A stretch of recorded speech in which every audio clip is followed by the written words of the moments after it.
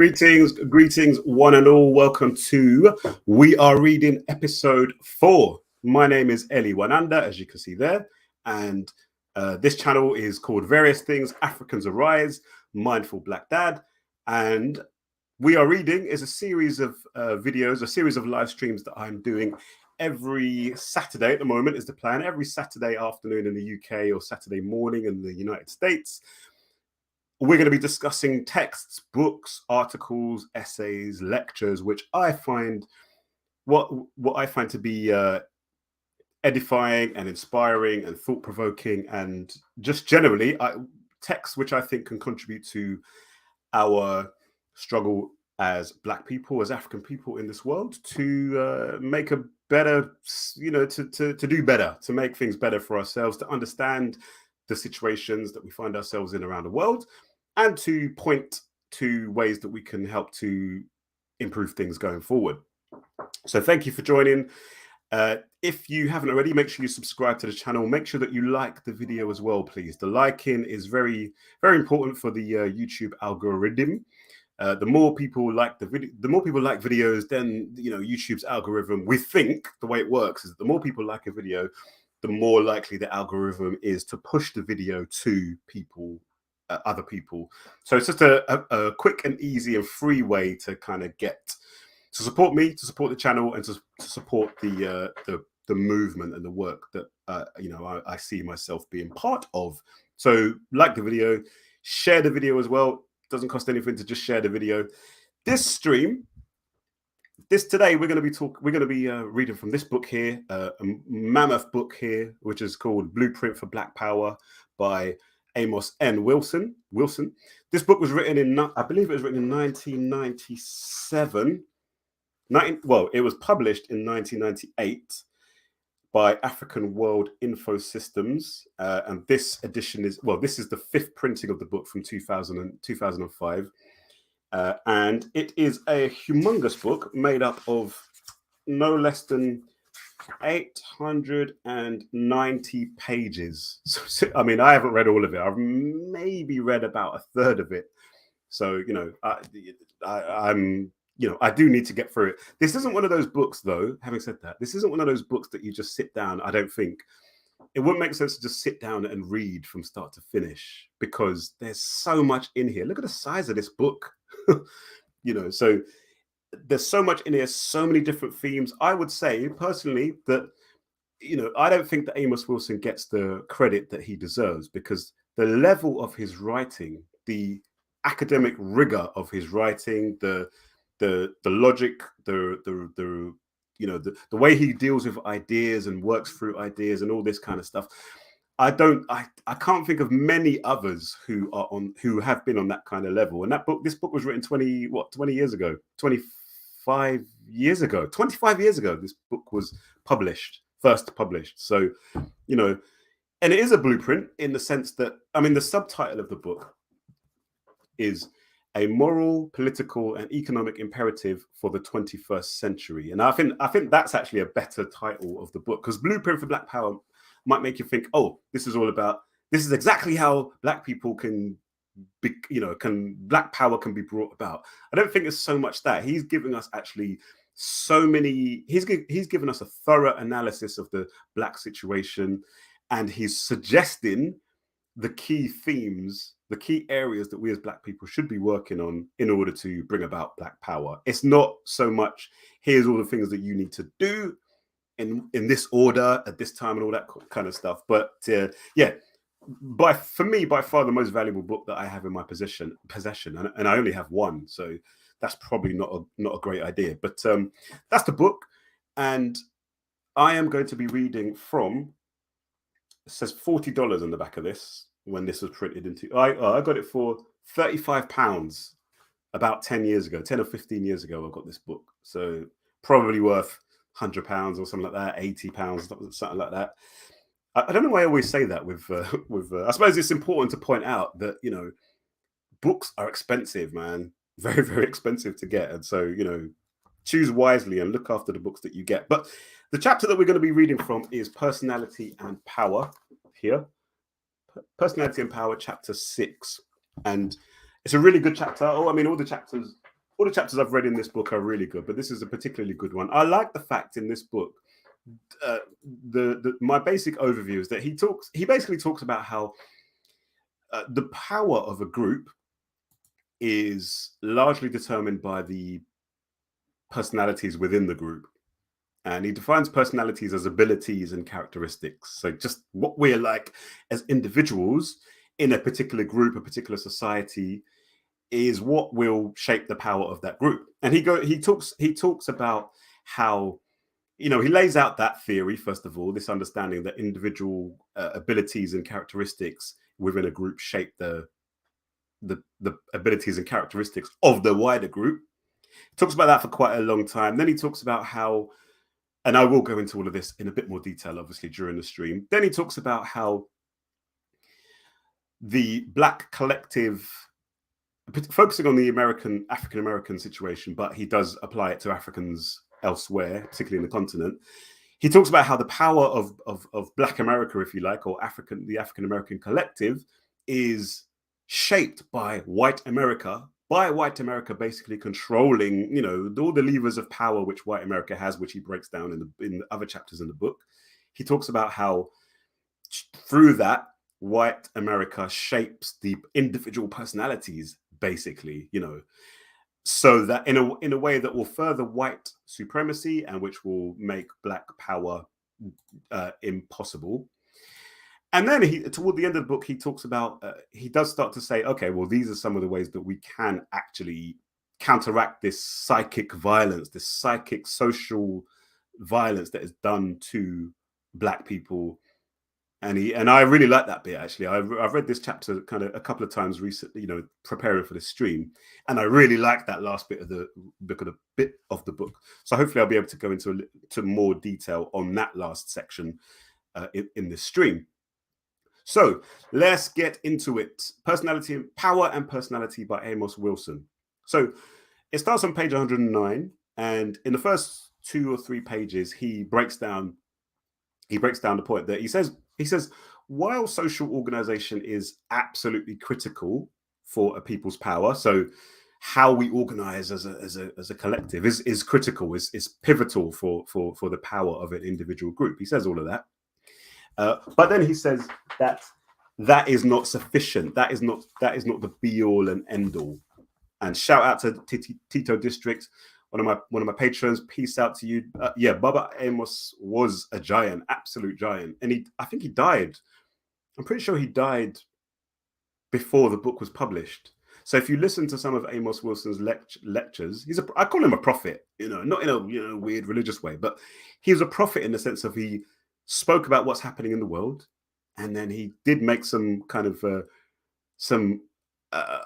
well evidenced predictions about what was to come. One of the predictions that he made, which has come to pass, was about the power of Asia, East Asia, the power of the East Asian bloc, China in particular, and Japan, and how Black America, African Americans, were going to be facing a situation where their labor was no longer going to be needed by America. And that's what's happening. You look at what's going on in Detroit, Michigan, all these sorts of places where the industries which were providing jobs and stable employment for Black people in America, they've gone. They've been offshore to various different parts of Asia. And he was very much on that. There's something he says in this book as well, which is just like, whoa, this guy was on some, he was not messing about, he was not tickling ears. He was not trying to just make people feel nice about themselves. He was setting things out hardcore. And he does in this chapter as well.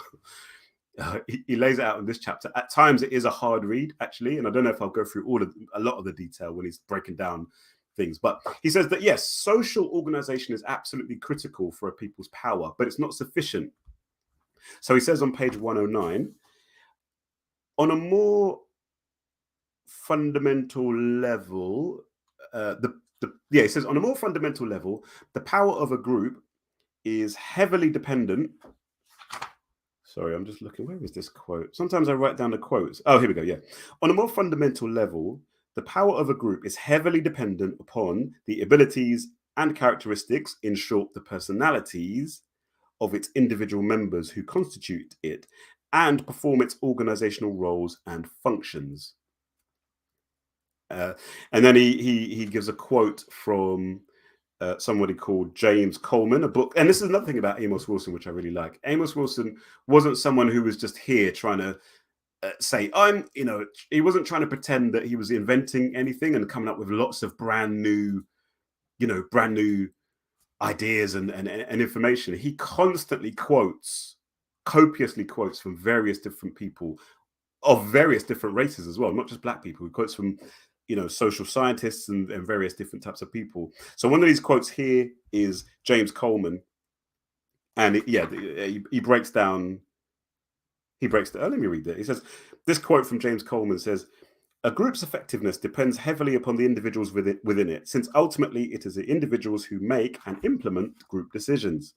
Members with serious personality weaknesses, immaturities, or a lack of essential skills may disrupt or prevent group progress, just as mature, competent, and dedicated members help to ensure group effectiveness and success." And that quote talks about how that's particularly important when that group is under stress and under threat. That's where the weaknesses really come to bear. So the first couple of pages he breaks this down, and he's one of the things I like that he says is that having a diversity of personalities is key to the adaptability and the longevity of a group. So in recent times, there's been a lot of talk about diversity in the workplace, and you hear these within the capitalist framework that we all live and work in. You hear, they justify diversity. Yeah, we should get more people of different races and ethnicities and sexualities and genders because they all bring something different to the table, and that helps. That they make connections between diversity and profitability usually, and that's in this capitalist kind of framework. But Amos Wilson is not talking in that kind of framework, but the same thing applies, that whether you're talking about a nation, whether you're talking about a political group, whether you're talking about any kind of group, if everybody in that group, for example, and I think this is what you find a lot in a lot of Black organizations that I'm aware of, if everybody or too many people in that group want to be out here up front, talking, leading, rabble rousing, being up on the pulpit, shouting and hollering and doing all that sort of stuff, then the problem is that that's just a small, tiny little part of what's involved in organizing all of that kind of stuff. That sort of stuff is a very tiny part.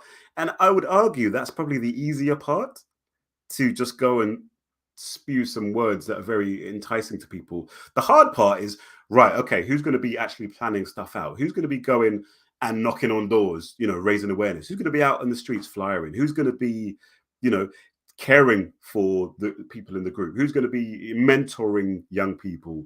Who's going to be, all that kind of stuff.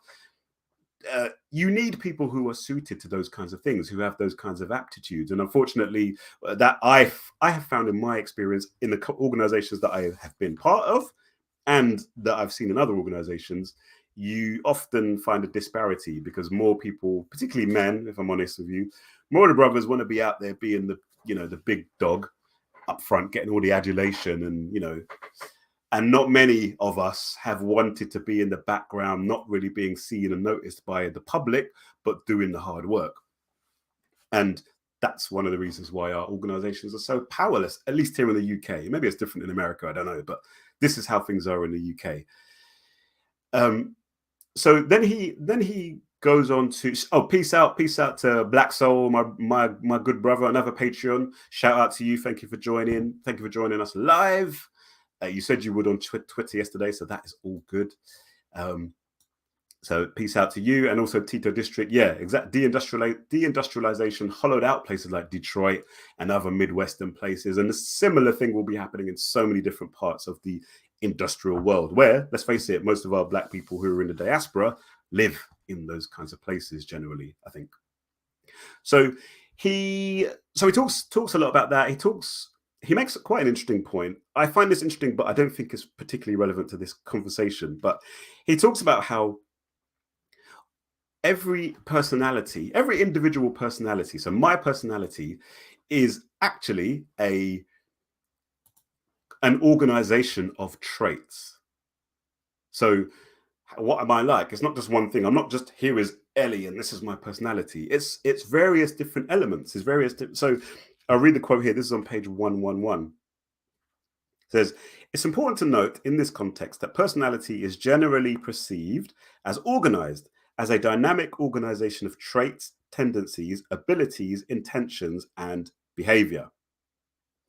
And I'll read it. It says, the behavior elicited from an individual in response to internal and or external stimuli is organized, i.e. is an expression of his personality organization. Under normal circumstances, human behavior is coordinated, not random, and is initiated and mediated by the organized functioning of an organized brain and body, i.e. a coordinated system of organs, themselves composed of cellular subunits and homeostatically regulated substances and activities. All of this is to say that the powers expressed by the individual as person and personality emanate in an organized psychological system known as the body. And I really love that, because I just love that, because he's talking about how, we as individuals are organizations. We are organizations in a sense. Our culture, our personalities are organizations. The way we are is an organization, of different elements. Peace out to you, Paul Morris. What's going on, my brother? Thank you for being here, man, and really good to see you. And interestingly, one of the reasons why I like what he said there with regard to that we are individually organizations, that it connects with something that you can read in some of the writings and ideas of Ra-Unefer Amen, who talks about the Kemetic tree of life. And the Kemetic tree of life, I've talked about this in other videos, is essentially a sort of framework for understanding what we're like as individuals. And it lays out, okay, this element of us is about the baser elements, more animalistic elements, desire, hunger, all that kind of stuff. And then you've got the will, the logical part of our being, the more creative part of our being, all that kind of stuff. And I like what I found so powerful about Ra-Unefer Amen's ideas is that it does help to start to give us an understanding of ourselves as being made up of different elements. And his whole point, Ra-Unefer Amen's whole point, the whole point of the Osaro Set Society and other organizations like that, is about giving us the tools to be able to regulate ourselves and organize ourselves in such a way that will be conducive to our well-being and the well-being of our group. So that's good. He doesn't talk much about that there. He just basically says that, look, we as individuals are kind of like societies, so it's the same thing, the same way it operates. But I just love that, and I just wanted to kind of focus on that a little bit, mention that a little bit. Now, then he goes on to something that I'm going to talk in a bit more detail here, because he on page 112 and 3 and 111 onwards, for about 2 or 3 pages, he talks about how groups must enforce a level of conformity and unanimity while also allowing some freedom, for individuals to contribute to the whole. And so on page 112, he talks about how, he says, what is most remarkable about individuals who form distinct groups is their exceedingly high level of conformity and obedience to customary values, expectations, and legal standards.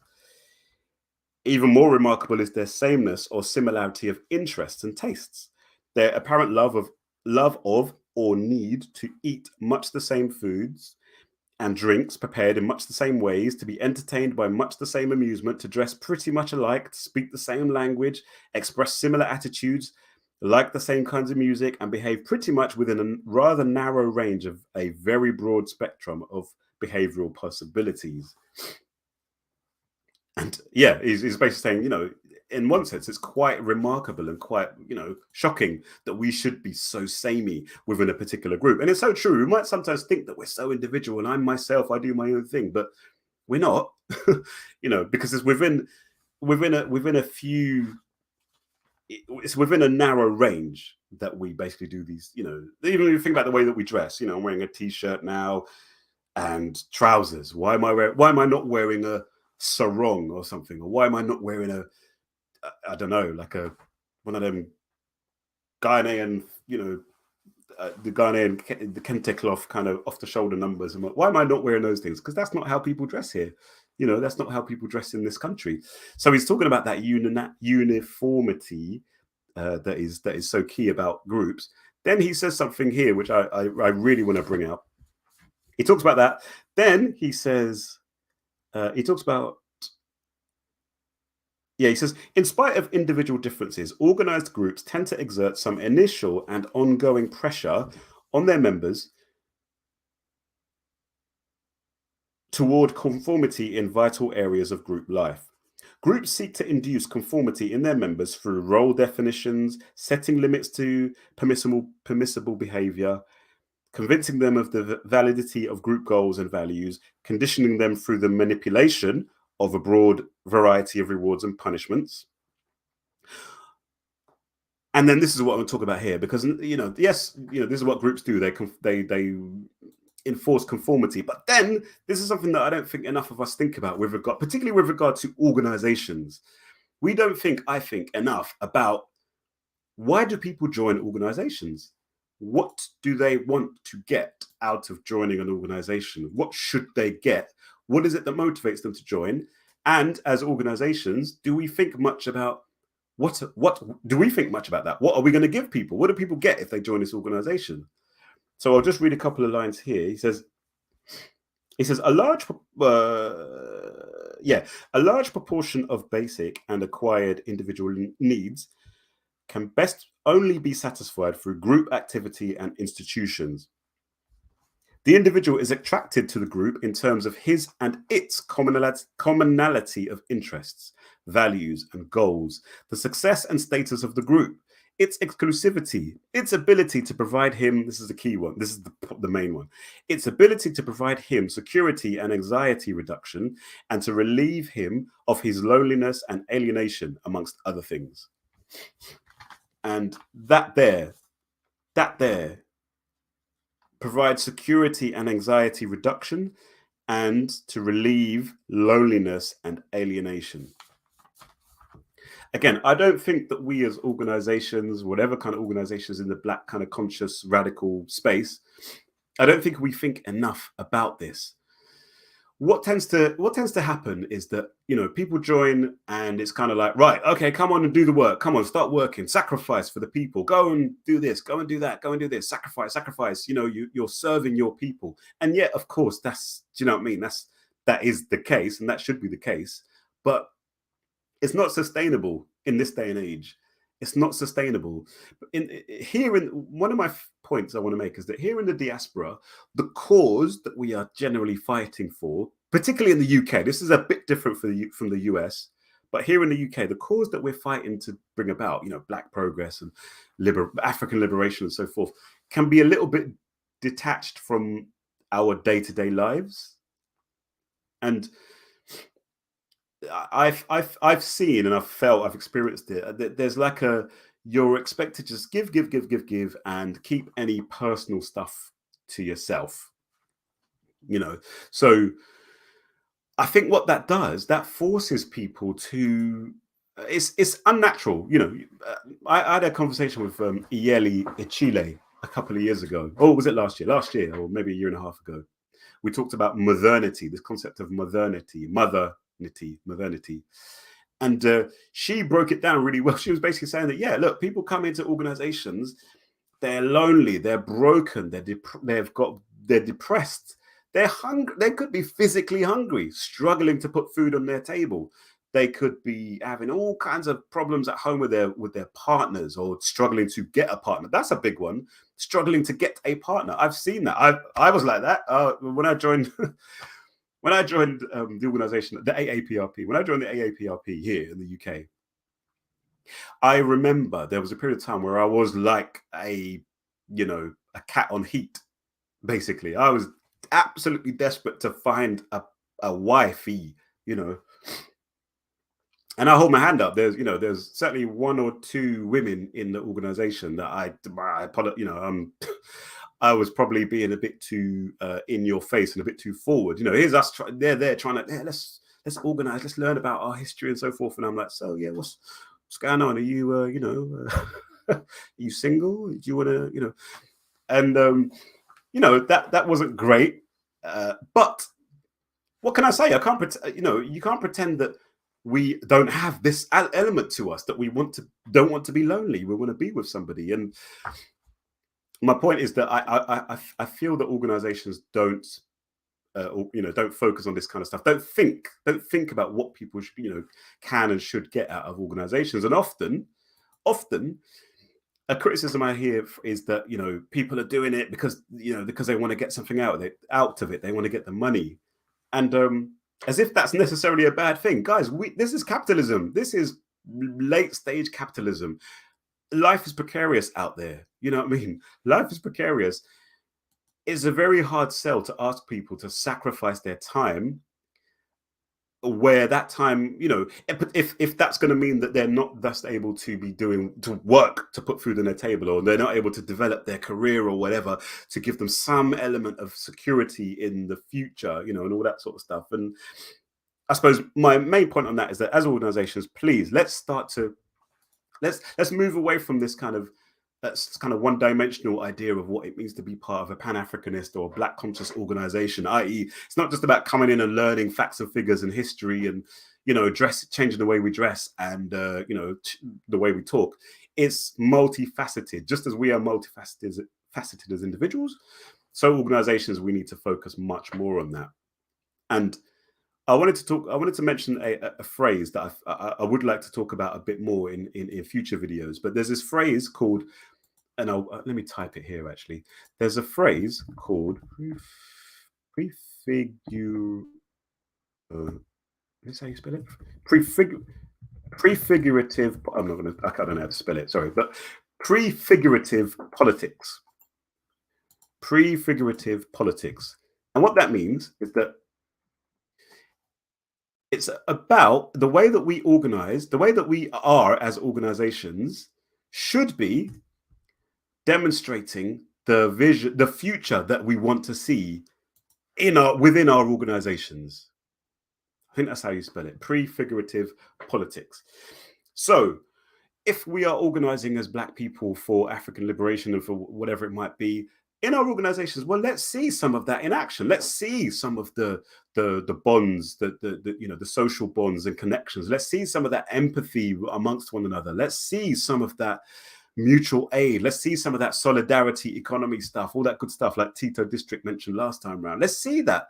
Let's see relationships between men and women, healthy relationships between men and women. Let's see people being supported and helped to overcome problems that they're having with mental, psychological problems, physical problems, let's see that. Let's see that in action, because if you can do that, prefigurative politics. Yeah, if we can do that, I think A, it's just better for people who are in the organizations. And I think B, it will help us to have a clearer understanding of what we're trying to bring about in future, basically. So yeah, that's that prefigurative politics. It's just a big, long, fancy way of saying let's see the future that we're trying to bring about, some elements of the future that we're trying to bring about within our organizations now. So yeah, thank you once again, everyone, for who's with us so far. Peace out to you, Christopher. Peace and Black Power. One love. If you're the one, I think if that's Christopher Marshall, then honored to have you on board, my brother. Thank you so much. I presume that's you. And Black Power indeed. Peace and Black Power. Tito District says organizations should also meet the needs of their members. A more holistic approach might lead to more success. Yeah, I think so. And I get it. There's a fear that this might turn our organizations into like NGO types, where there's a fear that we might lose the radical edge and we might just start being like some kind of social club or some kind of, social service for people, and that obviously this takes struggle. This takes people getting together, struggling, working out the best way to do it. But that's the point there.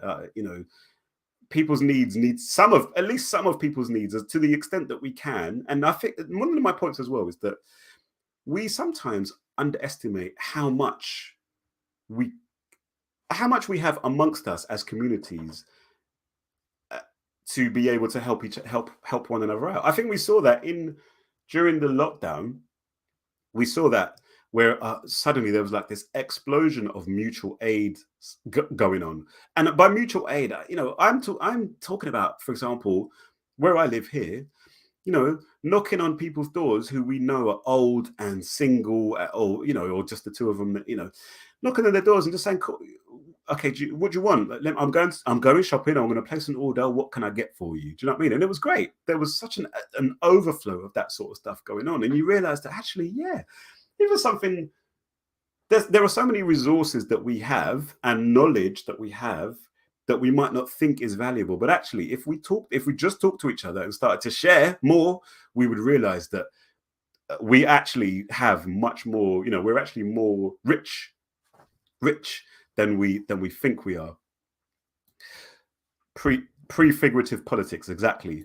The seed always makes the tree. Yeah, the seed always makes tree. So let our organizations be a seed for the forest that we're trying to build in future, I suppose might be a good way of putting it.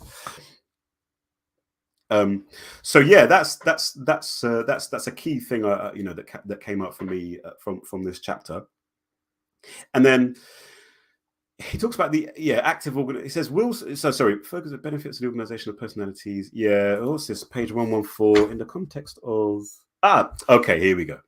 So then I'm not gonna spend too much on on this point, but on page 114, he basically now we've talked about individual, personalities are important and a group is shaped by the individual personalities, basically. Then you have cool. So what about us as Black people? Particularly he's focusing on African Americans. And he says this. Well, what's going on here then? He says this. Ultimately, personality is a functional, page 114, by the way. Ultimately, personality is a functional social unit of society. Major questions in its study involve asking what function does it serve, who determines its functions, who stands to benefit most from its functionality or dysfunctionality.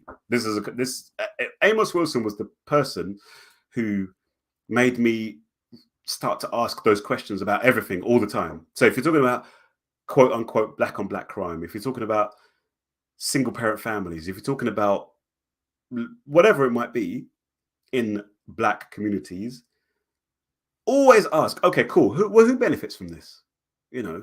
And asking that question will lead you to the right place with regard to understanding why these things happen. He says this. In the context of white-Black social power relations, we may easily infer from the foregoing discussions that the social powerlessness of Blacks relative to whites devolves in part from the ability of the predominant white-controlled social system to impose certain patterns and limitations on the organized ability and behavioral tendencies which characterize the multitude of African American personalities. This imposition creates Black personalities in spite of their individual uniqueness, whose character, tendencies, and behavioral outcomes are compatible with maintaining the white-controlled system which dominates them. Consequently, those personalities become the variety. Consequently, those personalities become the variety of expressions of white systematic power and as instruments of social power against their own best interests. In a word, Black personalities created and formed by a white-controlled social system are inherently self-defeating. Should I read the rest of this? Let's have a look. Where are we? Yeah, no, that's it. I'll read there. And so the point he's making there, when you see, most of you guys are in America. So when you see Ray and Pookie, was it Ray and Pookie, this kind of these archetypes that I always hear my brothers and sisters in America talking about, Ray and Pookie. We don't have a counterpart here in the UK, but we get it. It's like, when you see the ghetto youth being ghetto youth, and and doing the madness that unfortunately tends to happen, you have to recognize and understand that that's a manifestation of what this relationship between whites and blacks that he's breaking down there. It's a manifestation of that. You know, they are not like we are not the way that we are because we. And this is what we'll talk about this in a minute. You know, they want to tell us that we are the way that we are because of nature, or because of you know, because of biology, because of low IQ is the classic one, or you know what I mean? Like what's that one of the other ones? But what they do, and there's a quote from here that he breaks it down. They basically try and tell us that, look, you are black people in the situation that you are in as black people because that's just what you are on a base level. That's just your natural, that's all you can be. And Amos Wilson is here to tell us, brothers and sisters, that that is BS.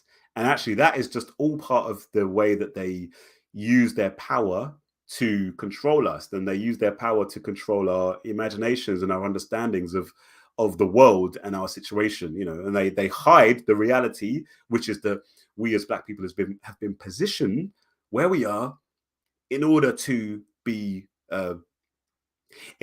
playthings for white supremacy and anti-blackness. We've been positioned by violence, lots and lots of incessant violence has placed us and continues to place us in this situation.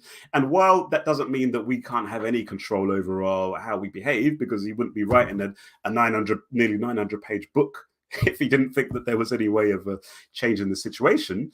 But it does mean that you have to understand that you cannot be harsh on our people. But one thing I'll never do anymore, anyway, I'll try not to do ever, is cuss out our people when I see them doing stuff that is mad. I will never do that anymore ever again, because I understand that by doing that, I am placing myself firmly in opposition to myself, to our people. I would be placing myself firmly in opposition to our people.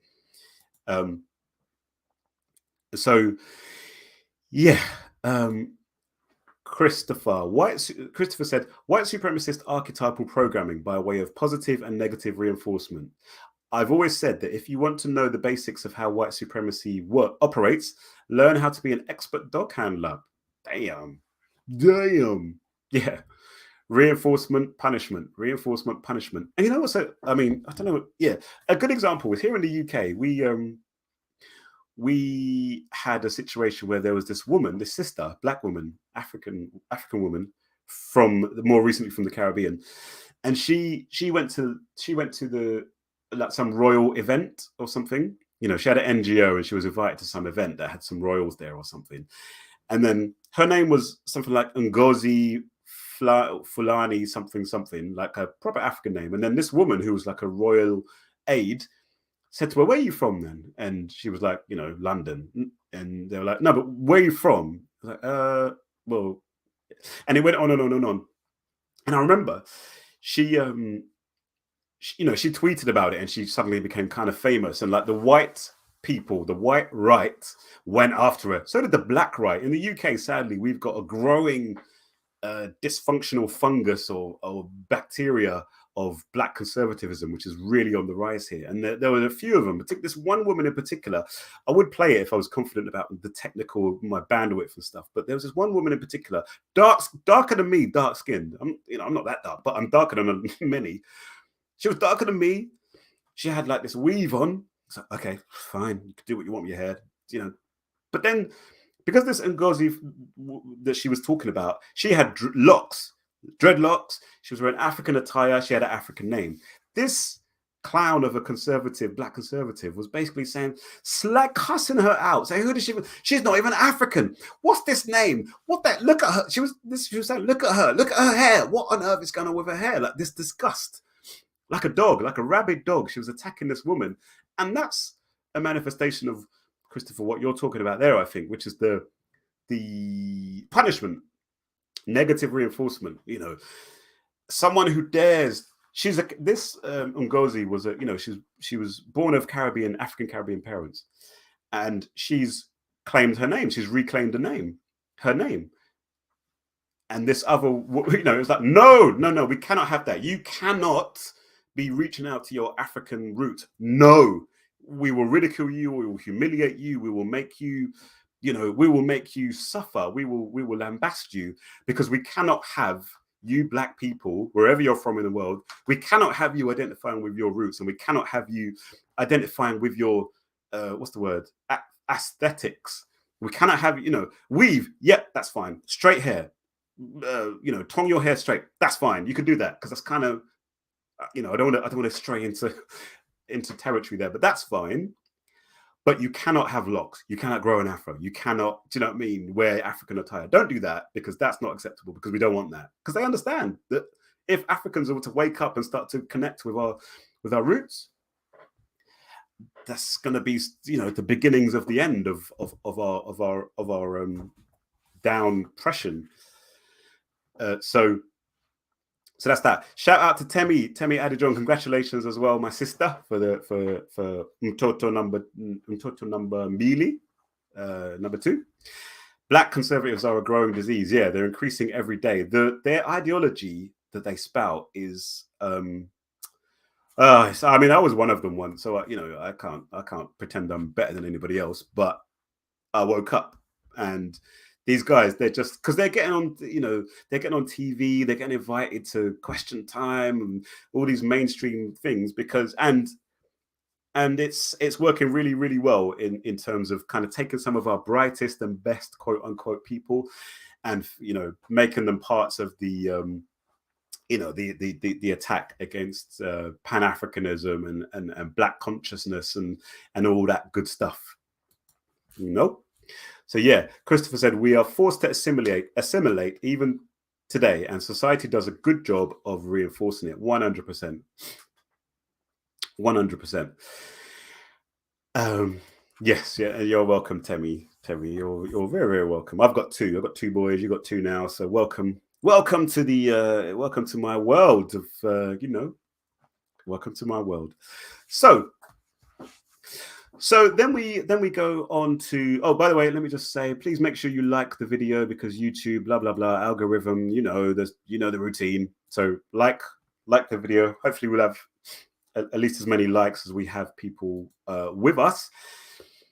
So then the next few pages, he talks about the other directed African American personality.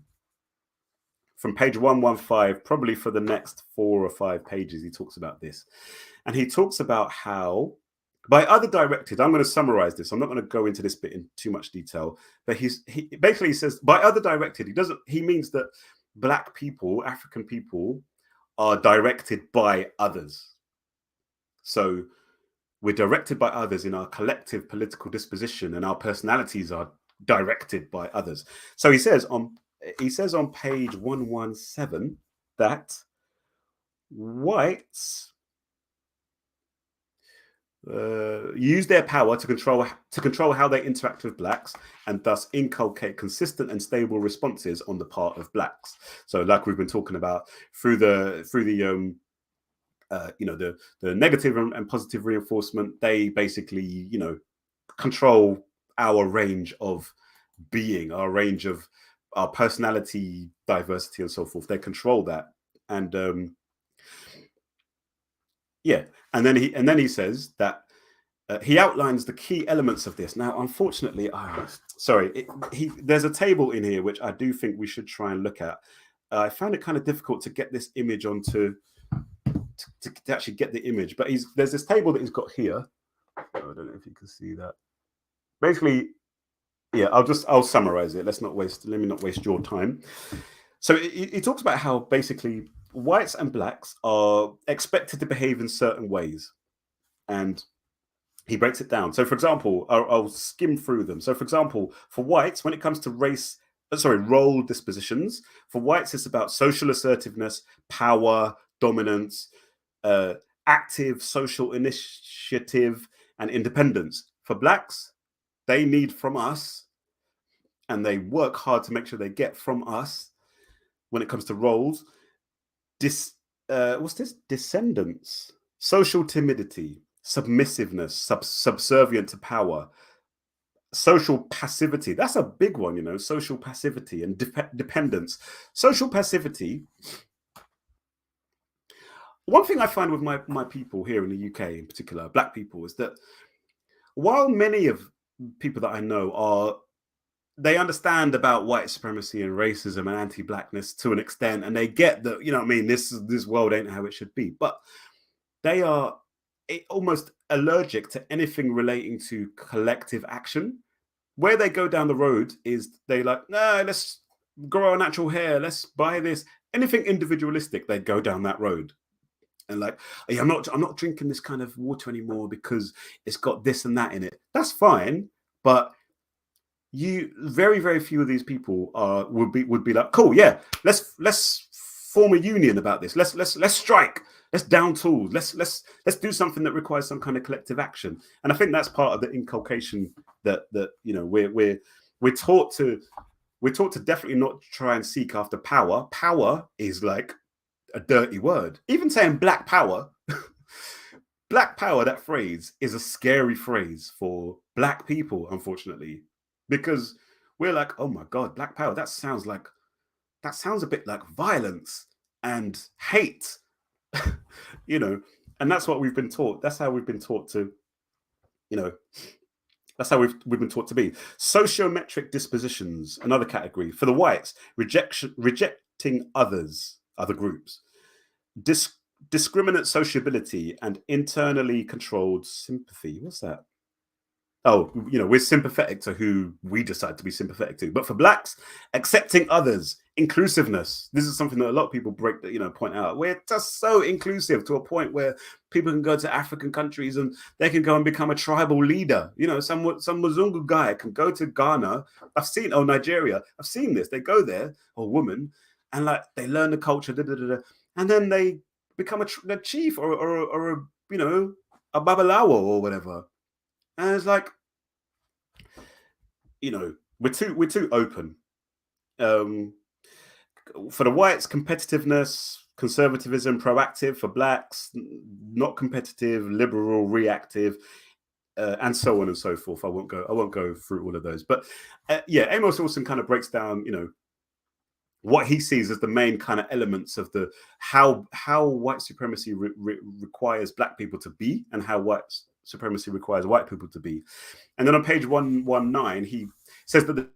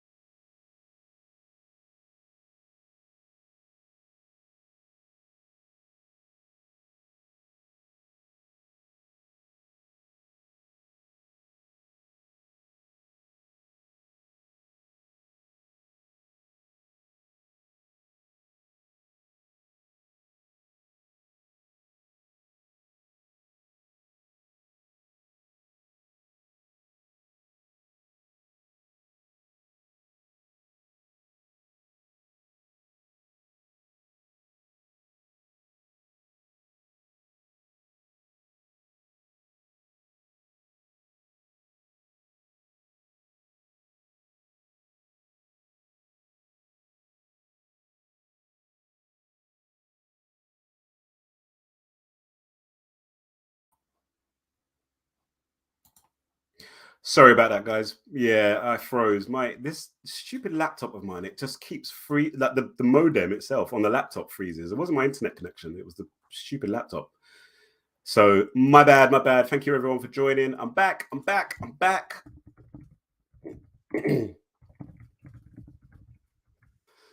So yeah, I do need to get a new laptop because this happens most times I do one of these, it happens. So yeah, my apologies, guys. My apologies. I will sort that out going forward.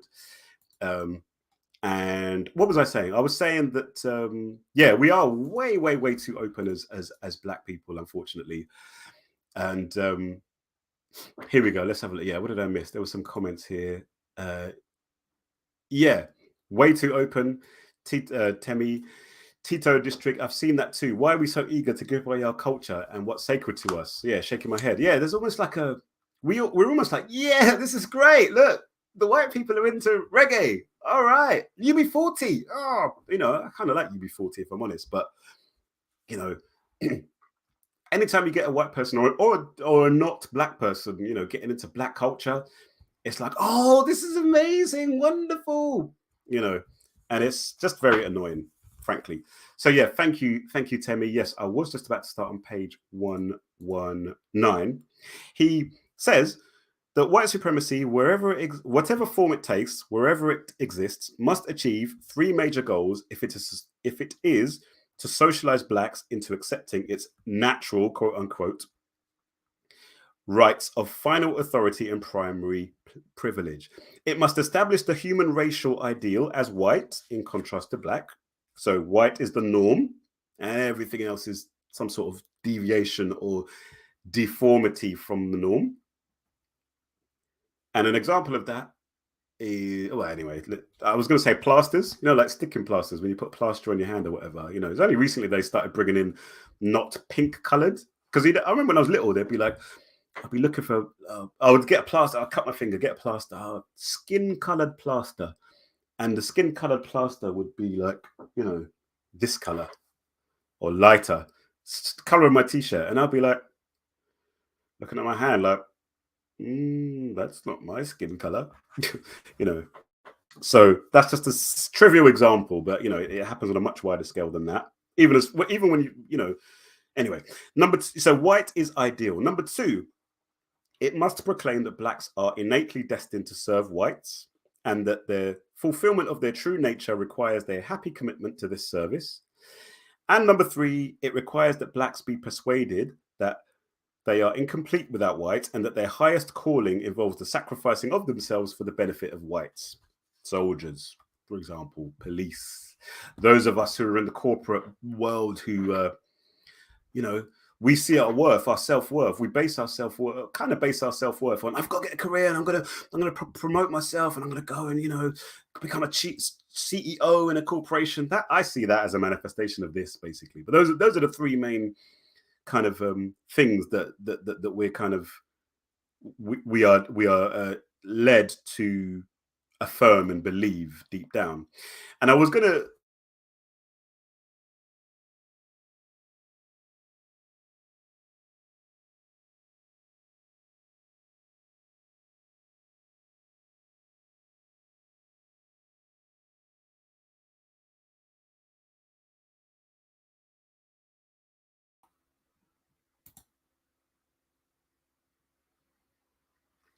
Sorry about this, guys. Cut off again there.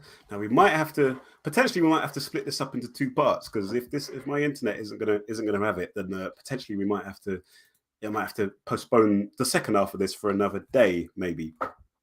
But I love this quote from Amos Wilson because here he talks about the kind of what he calls the research, the social research kind of establishment, how they do this.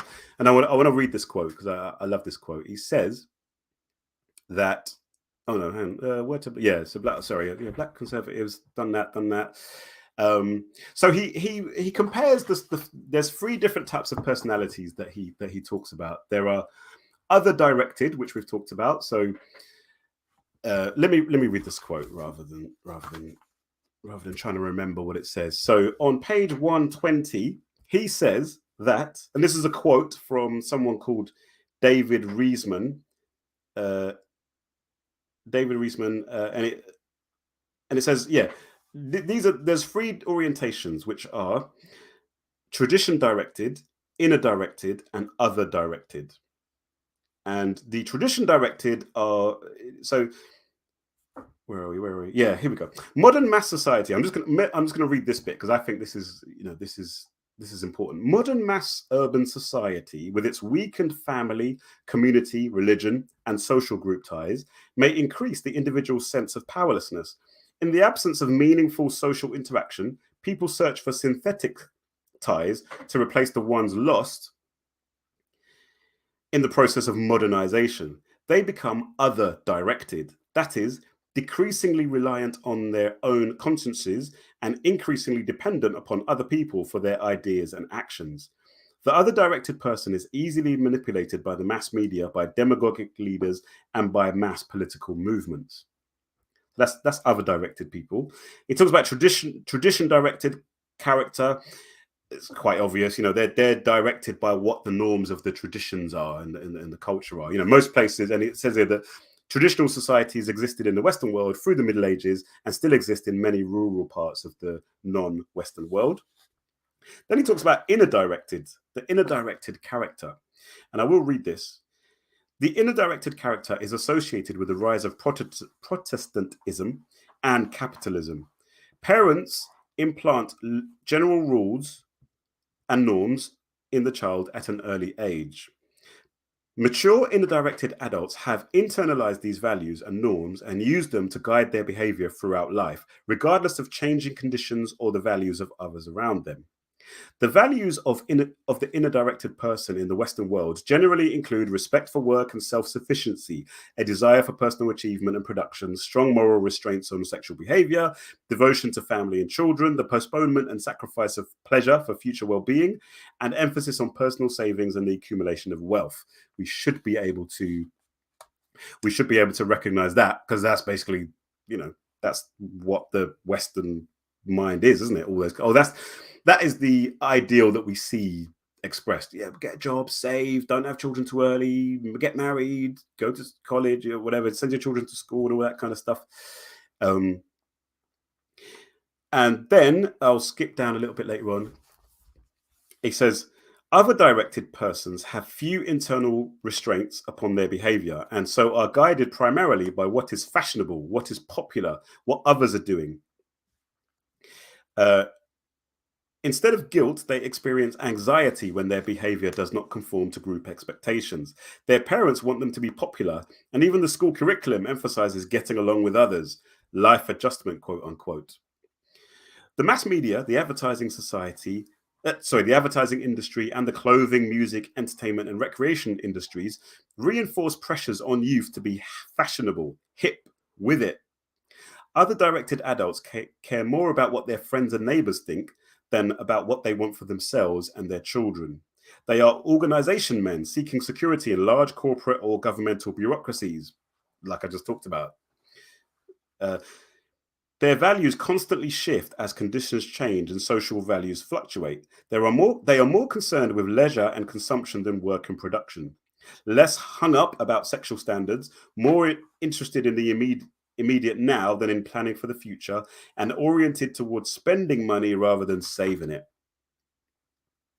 And it goes on and on and on. And I mean, gosh, this guy, Amos Wilson, was writing in 1998. So there was no Facebook yet. There was no Instagram yet. There was no, do you know what I mean? There was none of this yet. All that stuff. And for me, I read that and he goes on and on about it in detail. And I read that and I'm just like, yeah, unfortunately, I think children today, young people today are particularly other directed in that sense, because it is all about trends, fashion, this, that, and the other. I'm not into labels, name brands at all, but I learn about all the labels from music, because all I ever hear in these songs is Balenciaga, this, and Bugatti, that. And I don't even know I barely know what a Bugatti is. It's a car of some sort. But we're constantly, back in my day, it was Moschino and, Lexus, Benz, Beamers, the bling era, Cavossier and blah, blah, blah. We are driven by what's hot, aren't we? Too many of us, particularly the youngsters, they're driven by what's hot. And I was talking to my mother-in-law actually the other day about youngsters. And we were just making a point that actually, for those of us who didn't grow up in the internet era, we probably can't quite understand how much of an onslaught youngsters are under today. The ones who grew up with Facebook, grew up with Twitter, grew up with the whole thing of, oh, right, let's scrolling. Oh, what's this person doing? What's that person doing? Oh, look at them. Here's a selfie of me. Look at me. Filter, blah, blah, blah. If you've grown up with that, you've basically had your personality from young shaped by others, by trends, by algorithms, and I do believe that is a real. It's not just a black problem, obviously, but I think that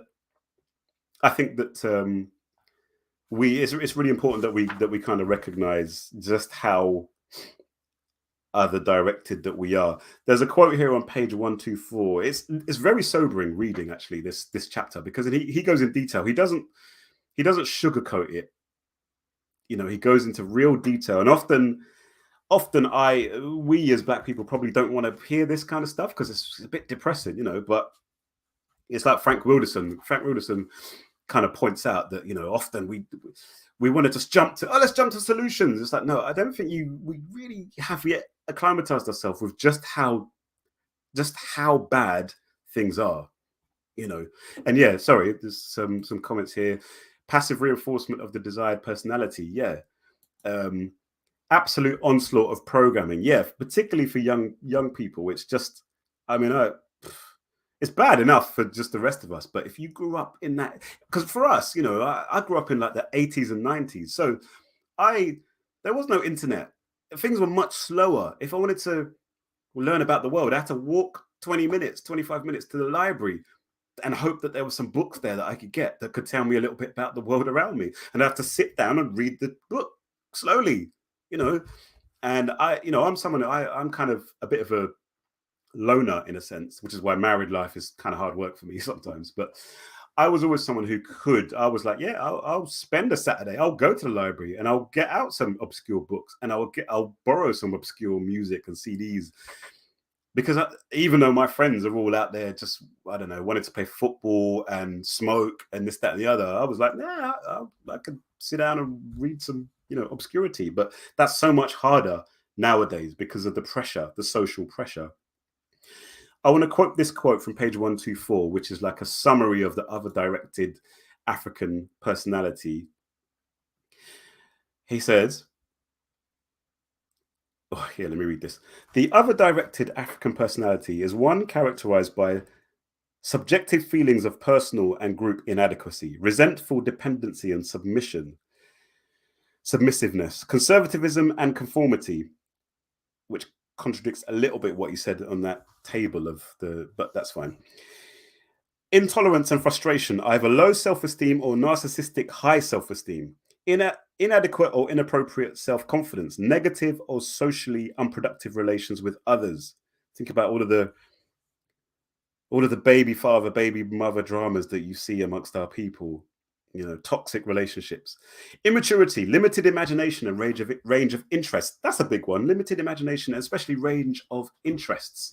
The whole thing of acting black. I mean, acting white. You know, he reads books, he's acting white. You know, where do we get that from? It's not from us, because that's what we've been programmed to think, that no, blackness is about the hood, the streets, you know, style, fashion, you know, whatever. That's black. You know, black is definitely not being studious. Black is definitely not, you know, amongst many of us. This is what the mentality is, that if you talk in a not massively slangy way, then there's something wrong with you. You're a bit of a coconut, you know. Paul Morris says, it's important that we understand that mass media is about parenting, and the weapon used to promote it, that is validation. Sorry, to promote that is validation. Yeah, 100%. Mass. And I don't think enough of us understand that that's what the media is. TV, I don't think enough of us get it, that TV is programming. TV programs is a cliche, but it is programming. Every single thing that is on the TV, you've got to look at it in the context of, what are they promoting here? What are they presenting to us here? Every single thing. And if, unfortunately, most of our houses, most of our front rooms are centered around the TV, you know, whereas once the front rooms might be centered around a fireplace, or the main family area in a living dwelling would be maybe centered around, you know, yeah, like a fireplace or a table, a table to eat, or you know, now it's the TV. And guess what? If you've read 1984, you know, George Orwell goes, you know, it's a great book, 1984. But basically, that's what we're having now. We're in a situation now where not only are we centered around the TV in our rooms, we're also centered around these. I can barely go an hour without looking at my phone. That's how well I've been programmed. And, you know, through that comes affirmation and promotion of all of these kinds of things. It is a personality designed for powerlessness, gullibility, exploitation, and to futilely seek merger and identification with those who exploit it. God damn. In the UK, for those of you who are in the United States, you probably don't know this, but in the UK, the majority, half of black men who are married, apparently, half of black men who are married, and obviously not all black men are married who are of that age, but half of them who are married to white women. And I believe that on the woman's side of things, I think it's about a third of black women now, maybe more, who are married to white women. Now, that might apply to some of you. I'm not criticizing you directly. I'm not trying to, you know what I mean? But what I'm saying is that can't be an accident. That is not an accident. That is a manifestation of our desire to be close to others. You know,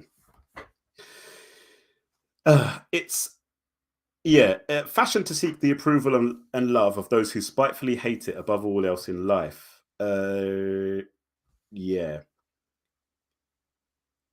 Yeah, it goes on and on and on. I won't read the rest of it, but I mean, he lays it out there. I definitely recommend you get the book and read this chapter because it is sobering, very, very sobering how he breaks it all down. However, I wanted to read this thing, what he says about the European American. So it's on page 129, he says this with regard to what you might call the social sciences. And I love this because this applies to anytime you hear any of these black conservatives talking about, well, yeah, I mean, most, 3/4 of black children are raised by single parent families. This is obviously black people. There's something wrong with black people. And he says this, page 129, the European social research establishment, quote unquote, discovers and identifies these problems and maladaptive tendencies. It then studies how African Americans are affected or infected by these problems and tendencies and how they differ from European Americans and other supposedly unaffected groups. And concludes that the differences between African Americans and the other groups are the causes of their social problems and maladaptive behavioral tendencies, not the power relations of domination and exploitation to which they are subjected. Finally, the alleged differences which characterize African Americans and the social and personal deficiencies these differences generate are used by the dominant European Americans to further justify, rationalize, and sustain their domination and the power relations which make such domination possible. And what he's basically saying there is what I was saying earlier on, which is that they'll point out the problems in our communities, and there are problems. Let's face it. They'll point out the single parent thing. They'll point out the higher levels of being imprisoned for criminal acts. Let me just say, they'll point out the higher levels of the fact that black people are overrepresented amongst the perpetrators of things like violent crime, knife crime, and so forth in London, in particular, here in the UK. They'll point all these things out. They'll point out some of the lower educational performances, particularly of our African Caribbean brothers and sisters. They'll point that out, and this is sadly where a lot of continental African descended people like me, we get sucked in by that. And it's like, yeah, I mean, to be fair, we'll say, to be fair, these Caribbeans are a bit messed up. It's true because we're black and we're doing all right. So why can't they do all right? This is what a lot of these black conservatives who use talking heads that you see are Nigerians, because they're the biggest kind of African group here in the UK. And a lot of them have bought into that. They'll say, yeah, it's true. There's something wrong with Caribbeans. It's not us, but then the wider white kind of establishment they'll point all these things out, the problems, and they'll say, yeah, those problems amongst your people are what caused the situation that you're in, and they're not caused by anything to do with us. It's not like it's not a racism thing. Oh God, no. Particularly when they define racism as interpersonal bigotry or whatever, as opposed to relations between one group and another. This is where Amos Wilson's so good. He just lays it out that no, racism is not, oh, he called me an N-word. Racism is white, black people are positioned thusly here. systemically, the group relationship. This group has power over us. And they ignore all of that and try and convince us that our problems are caused by something that's wrong with us. And it's so important that we push. I wouldn't even say I wouldn't even necessarily even engage in debate with these people. Say the IQ thing. I wouldn't even don't engage in conversations about that with these people, because they are being disingenuous if they think that they're actually, let's have a conversation and understand what you. No, they've decided that we are inferior. They've decided that we are basically not human, not fully human. They've decided that already. They believe that already. They're just using their research to try and justify that. And so they've created this intelligence quotient IQ thing, which basically, in my opinion of IQ, is that it's basically a way of they've created the world in how they want the world to be created. They've created societies and economies in a way that rewards certain types of behaviors and characteristics. And then they've said, this is intelligence. If you fit into these kinds of categories, and if you are, if you behave in ways which will basically help to further perpetuate capitalism and white supremacy, then you're more intelligent. That's what they've decided that already. That's IQ. That's what IQ is. And I'm like, don't do it. Don't engage with them. And these black conservatives as well, don't engage with them. Just say no. Just say no. Nope. I always think of that John Henrik Clarke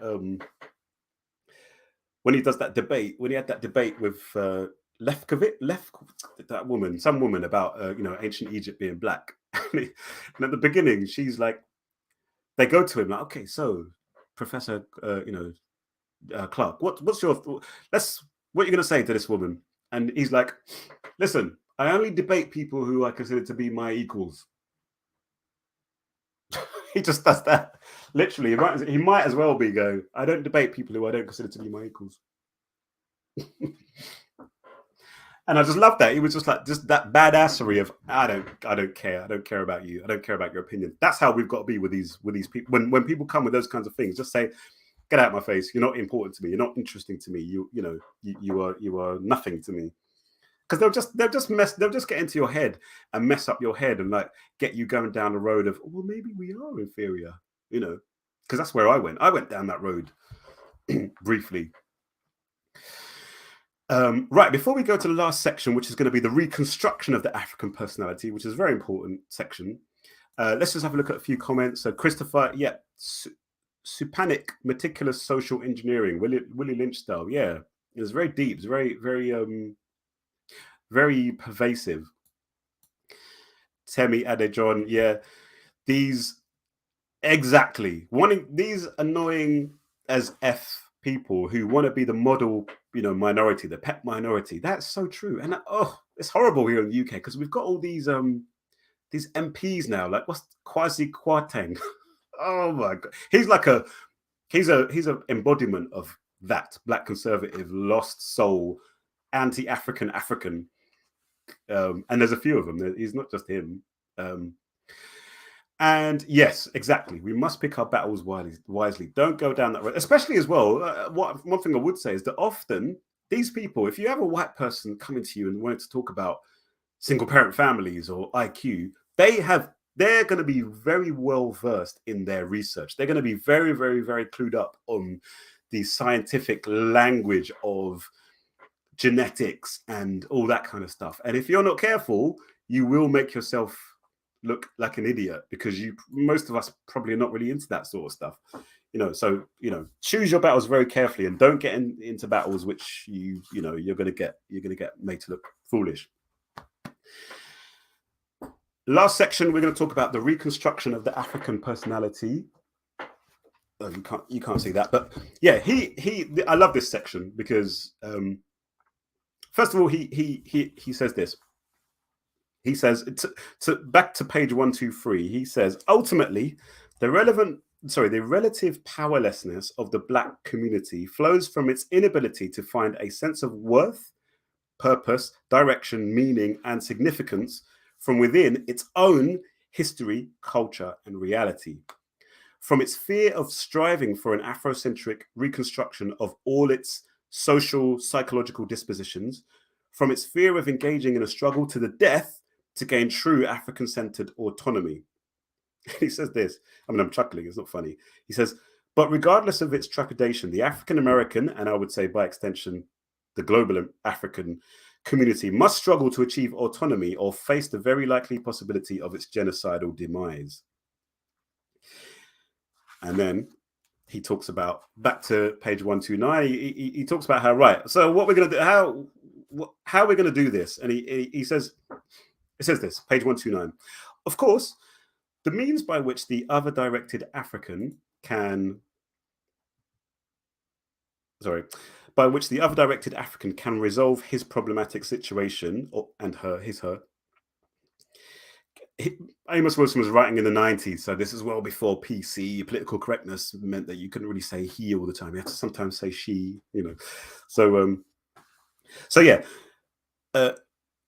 Basically saying the solution cannot be supplied him by the other, by the alien. And that's the point. That's, you know, don't think that you can just, let's become capitalists. That will solve it. Let's become capitalists and let's do all those things that he was saying before. Let's stop having so many babies. Let's let's go to school. Let's go to uni. Let's all those sorts of things, you know, that they tell us that we're supposed to do. No, because it's the other, the alien, who profits most from our problematics, who is invested in his dilemma, who above all is his problem. The alien is our problem. As the other directed African's problems begin with his loss of his African-centered self, his African consciousness and identity, they can only be resolved through their rediscovery, reclamation, and integration into his self, consciousness, and identity. There can be no substitutes. This means that the true empowerment and liberation of African peoples can only be achieved in the process of the African-centered reconstruction of the African personality by means of the re-education of African adults, adolescents, and children in accord with the African-centered curricular regimen. And then now he quotes, I would say for me, this is the best definition of African-centered education I've probably ever seen, and it's from someone called Kwame Agyei-Akoto, who I hadn't heard of before I read this. I did a little bit digging around, and you know, there's a bit out there from him to look at. But he says this: African-centered education is rooted in the unique history and evolved culture of African people. That's important. It is defined in its singular commitment to the elucidation of that history, that culture, and the confirmation, invigoration, and perpetuation of the African collective identity that emanates from that history and culture. African-centered education is concerned with the origins, current status, and future of the African world. African-centered education is committed to correcting the historical distortions born of 3 millennia of foreign invasion, destruction, enslavement, physical and mental colonialism, cultural disruption, and dependency. African-centered education is committed to rooting or anchoring the spiritual and intellectual energies of African people in the spiritual, moral, and philosophical traditions of Africa. African-centered education, whether in the several nations of the diaspora or on the motherland, is concerned to fully develop the sense of African nationality within a broader Pan-African world. African-centered education is concerned to sever irreversibly,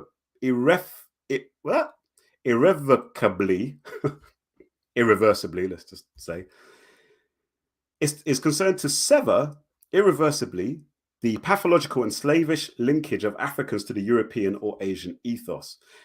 African-centered education is concerned to enable the African person with nation building, nation management, and nation maintenance abilities. African-centered education, last sentence, this one, African-centered education is concerned to motivate teacher, student, parent, and community to advance the African nation and world by any means necessary. And there's nothing for me to add to that, really. He just he absolutely nails it. African-centered meaning it's rooted in our culture, rooted in our history, rooted in our philosophical traditions.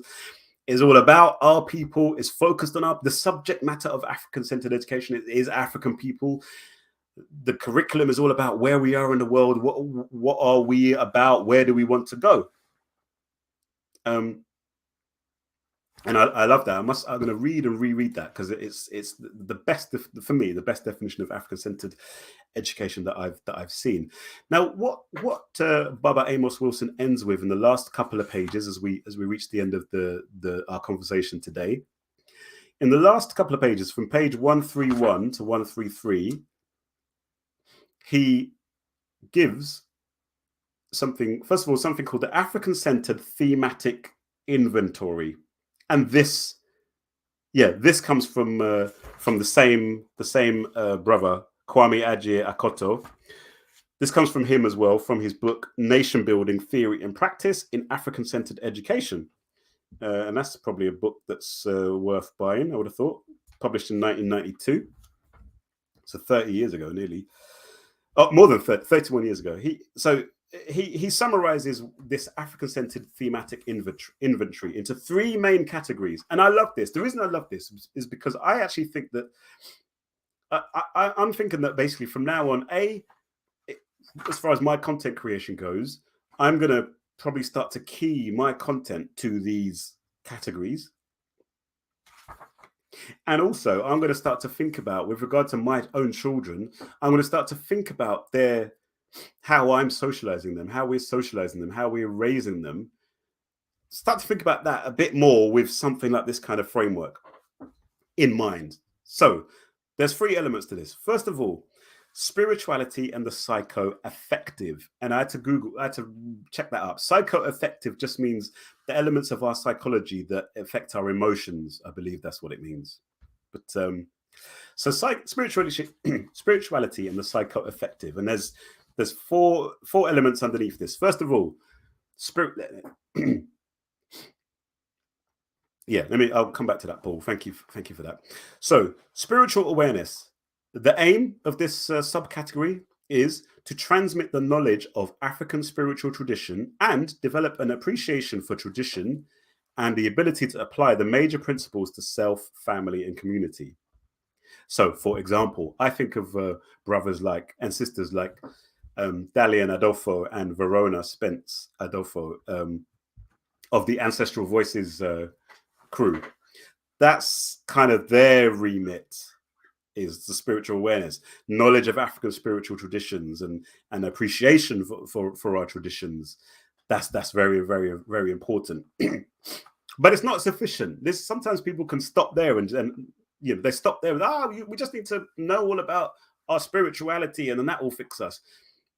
And so no, he's laying this out as a kind of like, well, that's maybe a first thing or a core thing, but the next thing he talks about here is moral consciousness. What's this about? To foster an understanding and willingness to be guided by these principles that characterize the righteous and just person. Now, boom, that one there, I think we're really lacking in, particularly in our organizations. I don't think we think enough about how we should be living as individuals, what we should be like, what kinds of behaviors should we be seeing from an African-centered person. And I say that because I know of people in these organizations. I've seen them, elders, who wonderful speakers, so knowledgeable. They know so much. They can tell you about history at a drop of a hat. They can tell you about the history of Marcus Garvey, the history of, the struggles in various different parts of the world, and Kwame Nkrumah, and all these. They can tell you about all of that sort of stuff. But then I know of some of them who are terrible, horrible husbands, horrible fathers, neglecting their children. And that can't be right. That can't be right. Do you know what I mean? It can't be right that you can become so high up in our movements and be so dysfunctional in the way that you behave. And I think the reason for that is that we're missing this element of moral consciousness in our radical political organizing. And I think a key reason we're missing that is because of the way we're structured. Actually, talking again about going back to pre-figurative politics. One of the things in my next stream, I'll maybe talk about, or in a stream coming up soon, I'd like to focus on the Jackson-Kush plan and Cooperation Jackson, because I think that some of the ways that they are organizing themselves with with people's assemblies, for example, mutual aid societies, I think those kinds of structures lend themselves to us interacting with each other on more than just the sort of ideas level, more than just the here's some knowledge about black stuff level, but also on a level of one hand washes the other, level, supporting one another, actually working together in our communities. And in the US, you guys in the US can do that a lot more easily than we can. In the UK, there's not that many of us. There's not that many of us in the UK, A, and B, it's not like we have areas of England or Britain where there are majority black areas, really. There's small little enclaves in London and stuff where that might be the case, but there's nowhere really in the UK where we can say, listen, if we band together, we can, buy a bunch of land or get a community land trust and get this land. And we don't have that. We're not here in great enough numbers, which is why it's a hard position to be in for me, because I'm like, I get it. I honestly don't think that black people have much of a future here in the UK. And yet here I am, based in the UK, with currently not much prospect for moving somewhere else. But you guys in the US can do that, due to the, a sort of very thin, due to the historical circumstances that brought you guys there. There are very significant areas of the United Snakes where you are in the majority, and where it is probably a bit more possible to start to create these kinds of organizations. If that makes sense. So yeah, moral consciousness, very important. Family as a basic spiritual and moral unit. Some people won't like that because they might think that's a bit Eurocentric or a little bit conservative, but I can't see past the family, anything but the family being the core unit of a community. Everybody is in a family. You know what I mean? Even if you don't have children, you are a child of someone. You're an uncle of someone. You're a nephew or niece of someone. And that's where it starts. You don't have to sort of think, oh, I need to go and find some black people to work with. Just, you have a family. You have brothers. You have sisters. Do you know what I mean? So yeah, develop an understanding and appreciation of the dynamics affecting the African family, to recognize its centrality to the African nationality, and work to revitalize it. Yeah, exactly. Right now, what's hot right now? We've got this thing called these passport bros, and these brothers. I mean, there's a few of them I know of. They go, these Americans mainly. They're there and they cuss out black women in America, cuss them out. Look at them, black women are there. They're too bossy, they're too masculine, so called. Blah blah blah. Guys, what you want to do? Nah, man. I'm gonna go to Brazil, man. I'm gonna go to Ghana. I'm gonna go to Uganda. I'm gonna go to Namibia, because the women there, they're so feminine, man. They're so submissive. They're so, they'll basically worship you and worship at your feet. That's where you want to go, And it's like, on the one hand, they're right in the sense of, not about black women, but they're right in the sense of, yeah, there are problems with regard to relationships between black men and women. But the solution is not to, their solution is, go off and become a flipping, passport bro and pick up a nice submissive, simple woman from the continent or from Brazil. That's not the solution. That's just that's just doomed to failure. And I hope more and more of these people get finessed, because they deserve it. We need to actually focus on that as a community, and start to build an understanding of, well, what's going on. And I'll go back to my point about me being a hungry youth when I was in the AAPRP, and I was, I shouldn't be. There should be, really, when you come into an organization, you probably should have, or a movement of organizations, there should be some element of that which is focused on, okay, cool, well, let's talk about relationships, let's talk about family, let's talk about what's involved in starting a family and successfully building a family, all that sort of stuff. Do that, because I don't know, I'm married, I've been married for 5 years, 5 years, 6 years, 7. Anyway, I've been married for a few years now, and I've got 2 children. The oldest one's 5, and I still feel like every day it's better now, but it has felt like I'm making it up as I go along. And I'm not a stupid person. I'm a fairly intelligent person, but it's all brand new to me. I don't know. No one told me this. My parents didn't tell me, like, guys, this is what it's like being married. No one told me that. And we need to start telling each other this, and we need to start shaping how we approach family and all that sort of stuff.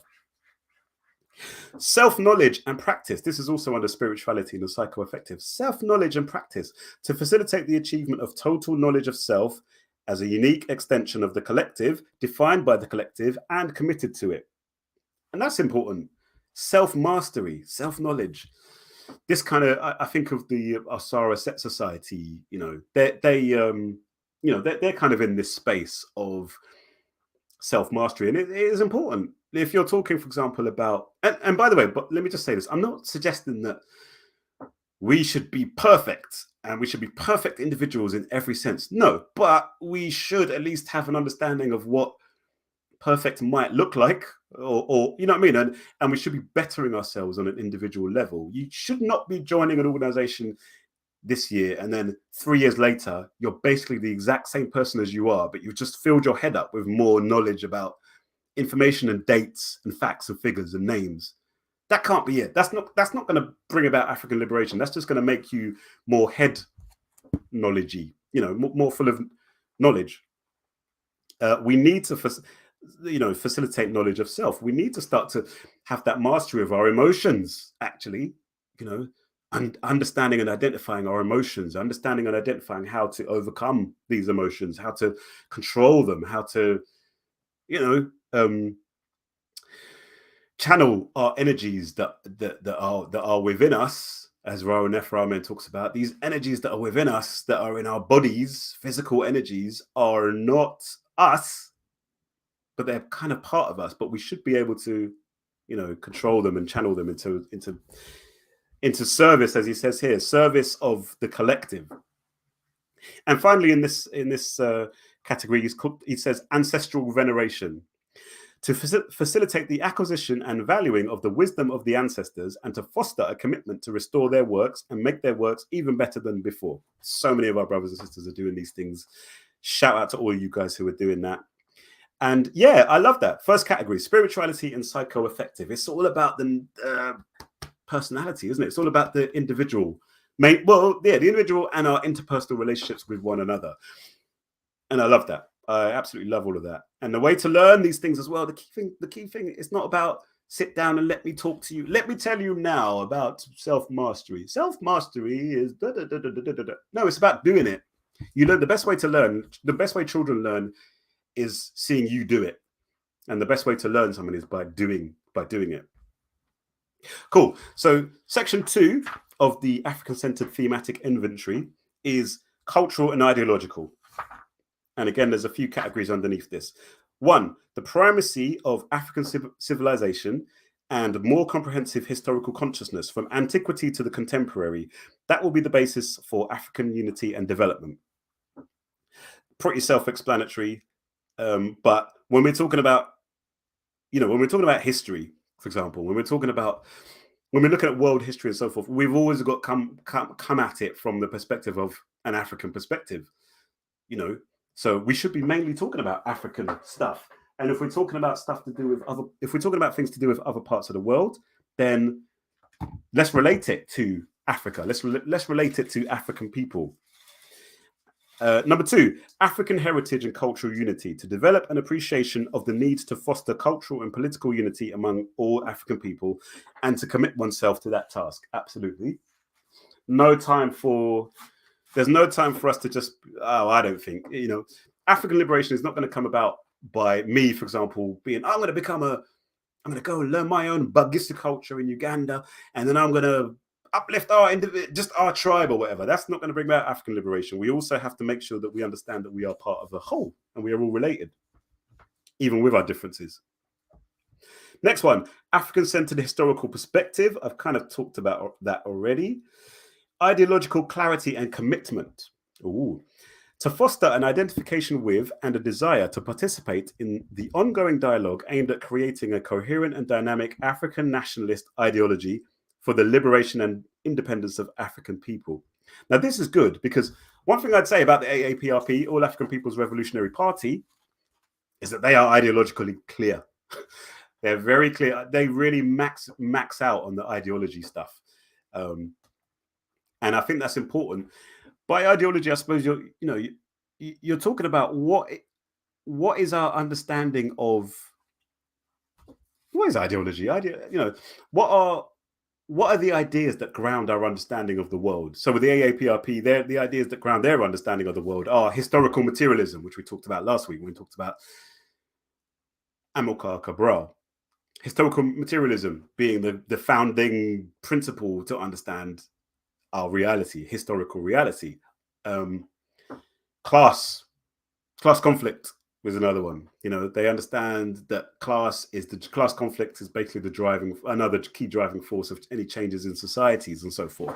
I find that many other organizations the content that I see doesn't get into that sort of stuff. You see a lot of description of what's going on in the world and a lot of pointing out of the ills of the world. Great, that's good. But if you don't have a systemic way of looking at what's going on around you, then it will just be a bunch of facts and figures and information that doesn't really help anybody. We've got to be able to place all of these things as have some sort of a framework for understanding what's going on around us and be clear about that. So I would say class, it's really, really important that we understand class, that we understand what capitalism is. Capitalism isn't, for example, buying and selling. That's not capitalism. Otherwise, capitalism existed, thousands of years ago.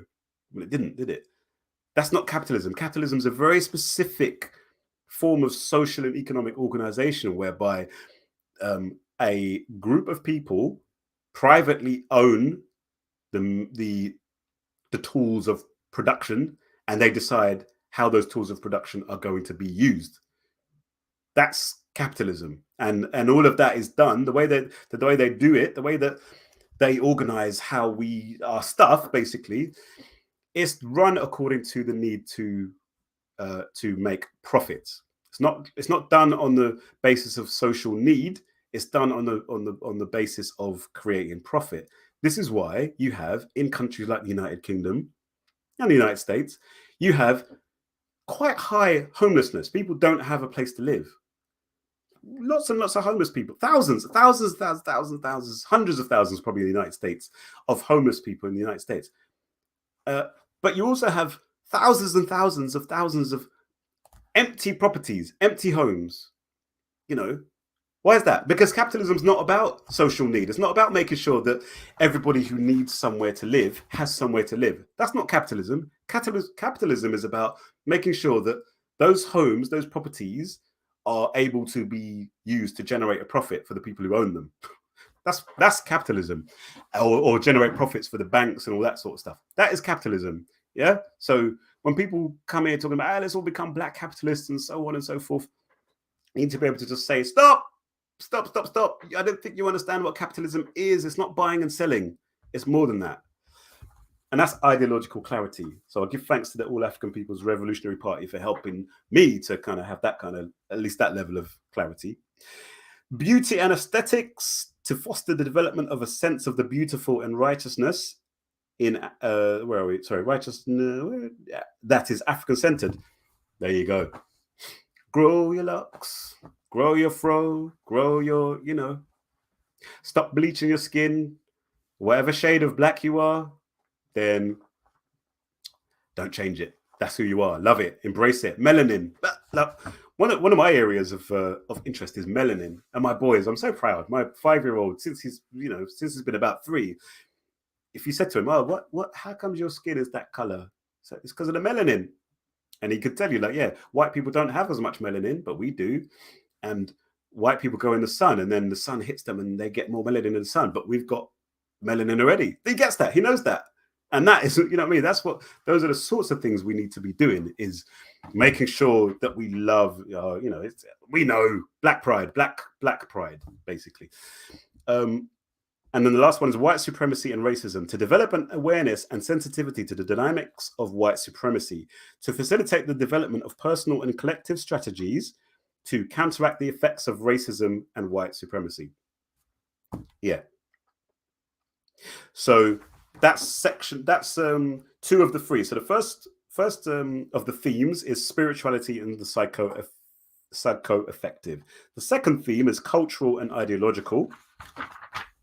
And then the third theme is socio-political and economic, which I'll come to, but I just want to go through some of these comments. There's been a couple of comments here. Tito District said, any major city in the US, you'll see the very rich and very poor side by side. It's really a tale of two cities. And there's a stream of thought in libertarian thought, which a guy called Henry George, brought about in the 19th century. And he talked about that point. He talked about that point that you have rich and poor. And he talked about how you have a phenomenon whereby the more rich a society becomes, the more unequal that society becomes, and the more poverty there also exists. And he explains the reason for that. He explains that it's a feature, not a bug. It's bound to happen. We're going to see this in Ghana. We're going to see this in South Africa. We're seeing it in South Africa already. In Uganda, in Congo, in Senegal, in Burkina Faso, in wherever it might be. As we develop, so our brothers and sisters, they're always showing these, look at Africa. Africa's not just forests. Africa is skyscrapers and big developments. That is good. That is true, because you do need that, especially for the young age. A young age, you do need to counteract the image, the bombardment of hungry African babies and stuff. You need to counteract that by saying that, guys, this isn't all that's happening there, by the way. It's not even the majority of what's happening there. That's important. But you also have to recognize that the more these countries develop, in that sense of becoming further down that road of capitalist development, you are going to see more and more inequality. And one of our connects on Facebook the other day posted a very important point, saying that he was quite sad at the fact that African Americans, just diaspora Africans who were going to Ghana and buying land in Ghana, are basically pushing up the value of land there, and thus pushing up prices, thus making it unaffordable for the people in Ghana, the masses of people in Ghana, to be able to afford to live in certain places. That is not what we want to do, guys. That is not African liberation. That is not African progress. That is just continuing whiteification or European. What's the word? It's basically going down the road of our oppressors, and that's not what we want to do, I don't think. Temi said, I wish you could explain this to these black capitalists, because they're actually clueless. Yeah, they really are, unfortunately. Look, I think it's Christopher, like, every time he posts on Facebook and he criticizes capitalism, someone will come on there and say, oh, well, capitalism lifted loads of people out of poverty and I'm doing well in capitalism. Some guy the other day had the audacity to say, I don't understand how you can be poor in America. And I'm like, you are a very stupid man. You know what I mean? You clearly don't know what you're talking about. You don't know what capitalism is. You don't know what poverty is. You can't know what poverty is if you think that poverty is a choice. You don't know what you're talking about. You don't know what capitalism is. You don't know what class is. You don't know what socialism is, for that matter. You don't know any of these little things. Tito District, little geniuses in the making, my sons. That is the plan. That is definitely the plan. Little, phenomenal black boy. There's a book we've got actually called I Am a Phenomenal Black Boy, and it's just great. Like I'll do a little video on it one day just to share it. But yeah, that's the plan, man. Super Nick said, the aim is to maintain the status quo. To become part of capitalism bolsters their power and not ours. Can't add anything to that. Absolutely. Temi said, I wish Amos Wilson's books were compulsory reading for African people. Yeah, I agree. And going back and reading this, I'm like, he said it already. He said it. It's there. It's all here. It's all here from nearly 30 years ago. It's all here. What we need to know. When we're talking about class, for example, in capitalism, he's got sections of this book. You might think, oh, because Amos Wilson is very popular amongst what you might call cultural nationalists. That's Amos Wilson, by the way. Because he's popular amongst cultural nationalists, you might think that, oh, Amos Wilson only talks about, black buying power and all these sorts of things and culture. But you look at the chapters in this book and you see that there are whole sections on, there's a chapter, the next chapter actually is class, race and power in America. He's got sections on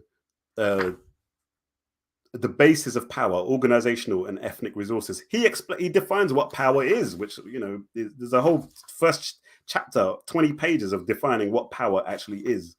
Then he goes into like the power process of the ruling class, the policy formation process, the candidate selection process, ideology, the economic order and power, race and economics, the financial corporate elite, and so on and so on. This is like a bewilderingly thorough outline of everything, basically.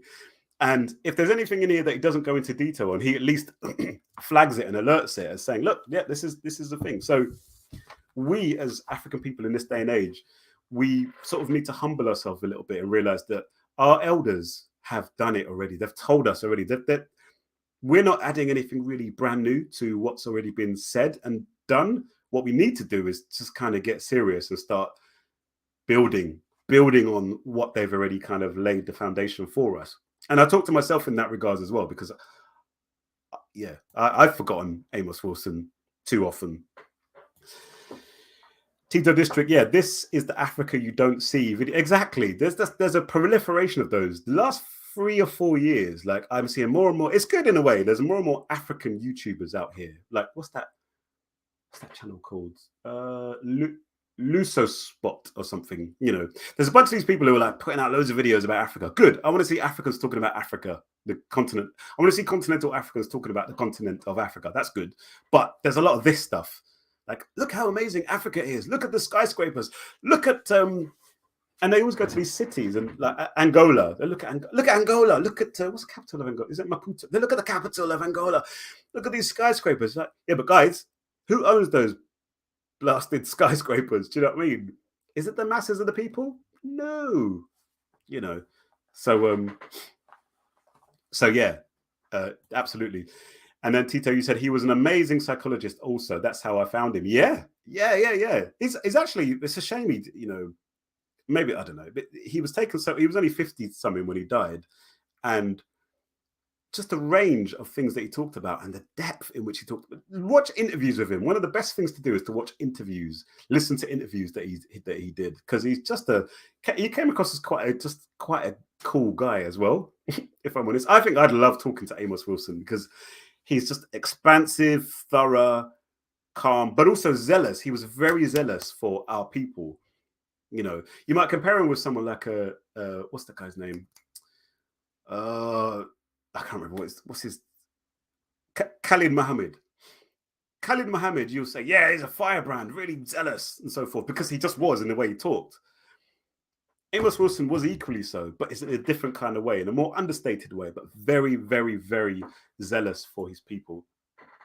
And that's the thing. Yeah, we're adding nothing. The theory's been set out years ago. Let's do it. Let's put it to practice, you know? So yeah, rest in power, Amos Wilson, man. It is such a shame that he died so young.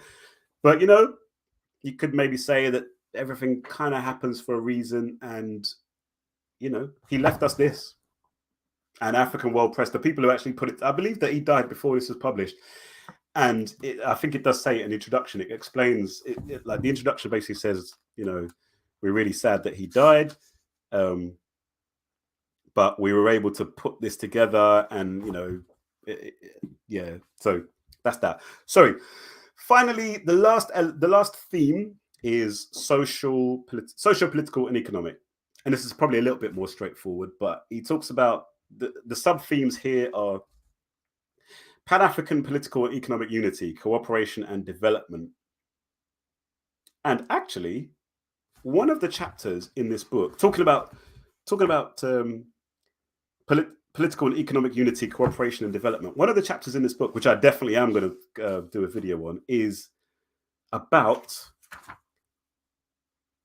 like cooperatives and where is it? There's a few chapters here. Cooperatives, credit associations, investment clubs. Yeah, there's a chapter here called franchises, cooperatives, corporations, and collective capital. Anyway, there's a few chapters in there where he does talk about cooperatives, and he talks about mutual aid. And I think that's an area, again, our Black capitalist brothers and sisters, even the nationalist oriented capitalists, they I often hear them, I often hear them talking in a way that it sounds like they're just saying, no, we just need to create our own corporations. We just need to create Black-owned businesses. That's what we need. Yeah, shop at Black-owned businesses, and that's what we need to do. But the form follows the function. Businesses, individualist-oriented businesses and corporations are aimed at creating a profit for the owners of those businesses. And if they're Black, well, okay, that's well done you. If you've got business and you're making a nice money, good, because you need money. You need to feed yourself and your family. That's fine. But that's not a basis for collective power. Whereas something more on the lines of your cooperatives actually is, I think, where you're talking about, collective Black power being the thing. And obviously there's a big old question about, well, how can you translate low-level cooperatives and mutual aid societies? How can you translate that into a national context? And I love that. I love that question, because I think it is the answering that question is the key to is the key, let's just say. Sorry, then he talks about African American nationality. This is interesting. He says, to foster the commitment to the development of an organized, unified, productive, and dynamic nationality of Africans in America. What we have now, as you know, is FBA, Foundational Black Americans, and ADOS, American descendants of slaves. And I think, is there another one? And what they're doing, they're kind of like, they might even reference Amos Wilson, because for that element of it, I was we as African in America, we need to see ourselves as a nation. And that is important that they do need to see, I think they do need to see themselves as a nation. But the problem is that the nation concept they have in mind, FBAs and so forth, the nation concept they have in mind is detached from Africa. It's actually an antagonist to Africa.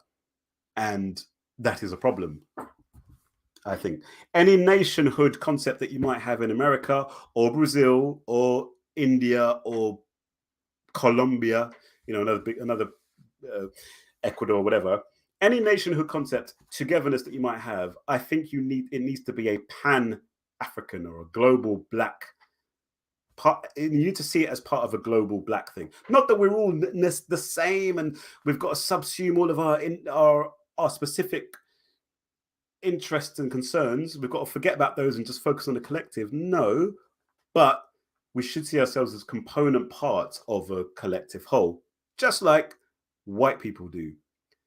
You hear white people talking about Australia. I'm around a lot of liberal white folks, and they talk so much about Australia. Why? Because Australia is a colony of theirs, basically. Australia is like Britain in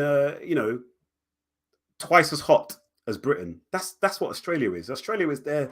They understand Australia, Canada, New Zealand, all these countries.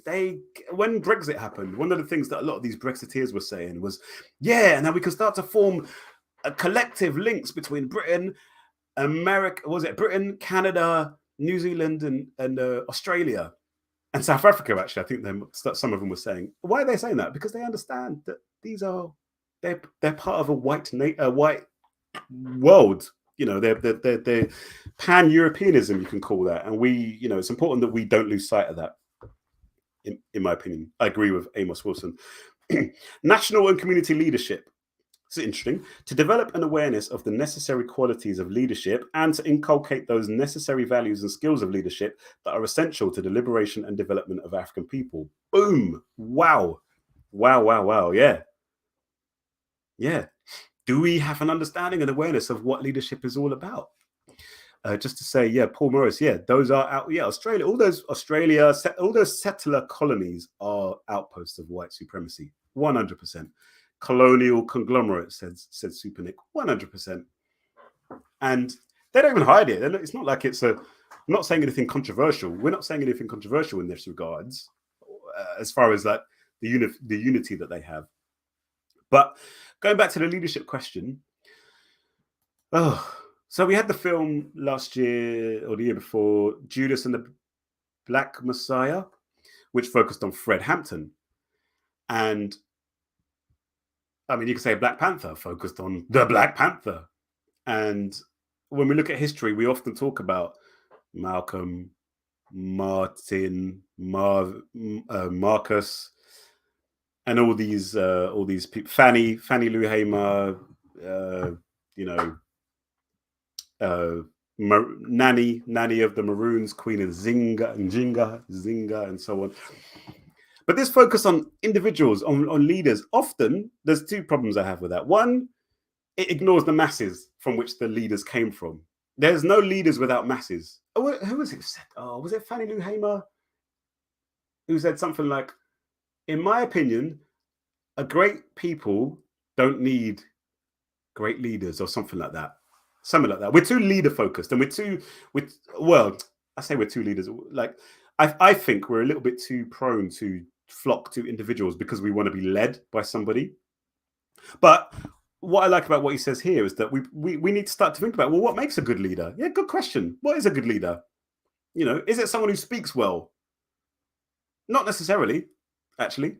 Not necessarily, in my opinion. A good leader doesn't necessarily, because in my head, a leader is not someone who's like out there, like, come on, you can have lots of us can be leaders in our areas of expertise, leaders in our field of operation, and then it is going back to the personality thing of, well, what are the kind of personality traits we need to be seeing in a leader? The Bible, and sorry, don't turn off, but in one of the letters that are ascribed to Paul of Tarsus, I think it's Timothy, there's like a list about who should become a pastor, let's just say. And he's like, husband of one wife, should be, there's all these characteristics that's like, yeah, only people who meet these kinds of characteristics should even be considered to be a leader in the ecclesias and the churches. And I think we need to develop that same kind of understanding. Same kind of understanding with regard to what leadership is all about, what is a good leader. And also as well, I suppose, when we're looking at history, we can better evaluate some of the great leaders and more constructively evaluate them and learn from them, learn from their abilities and stuff.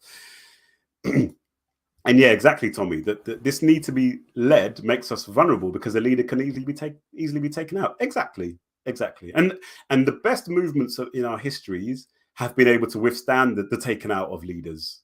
It's like you take off the head, fine. There's 3 more that will rise up in place to do it. Do you know what I mean?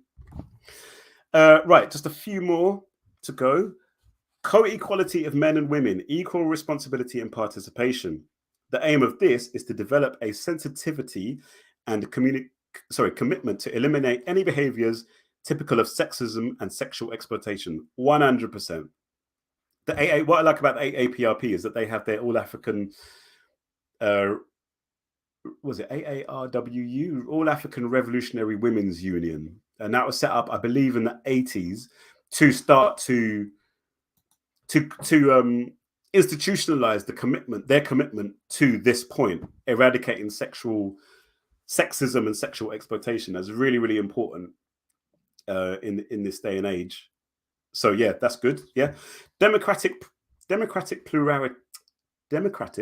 plurality of racial/ethnic nationalities in the American political economy. What's this?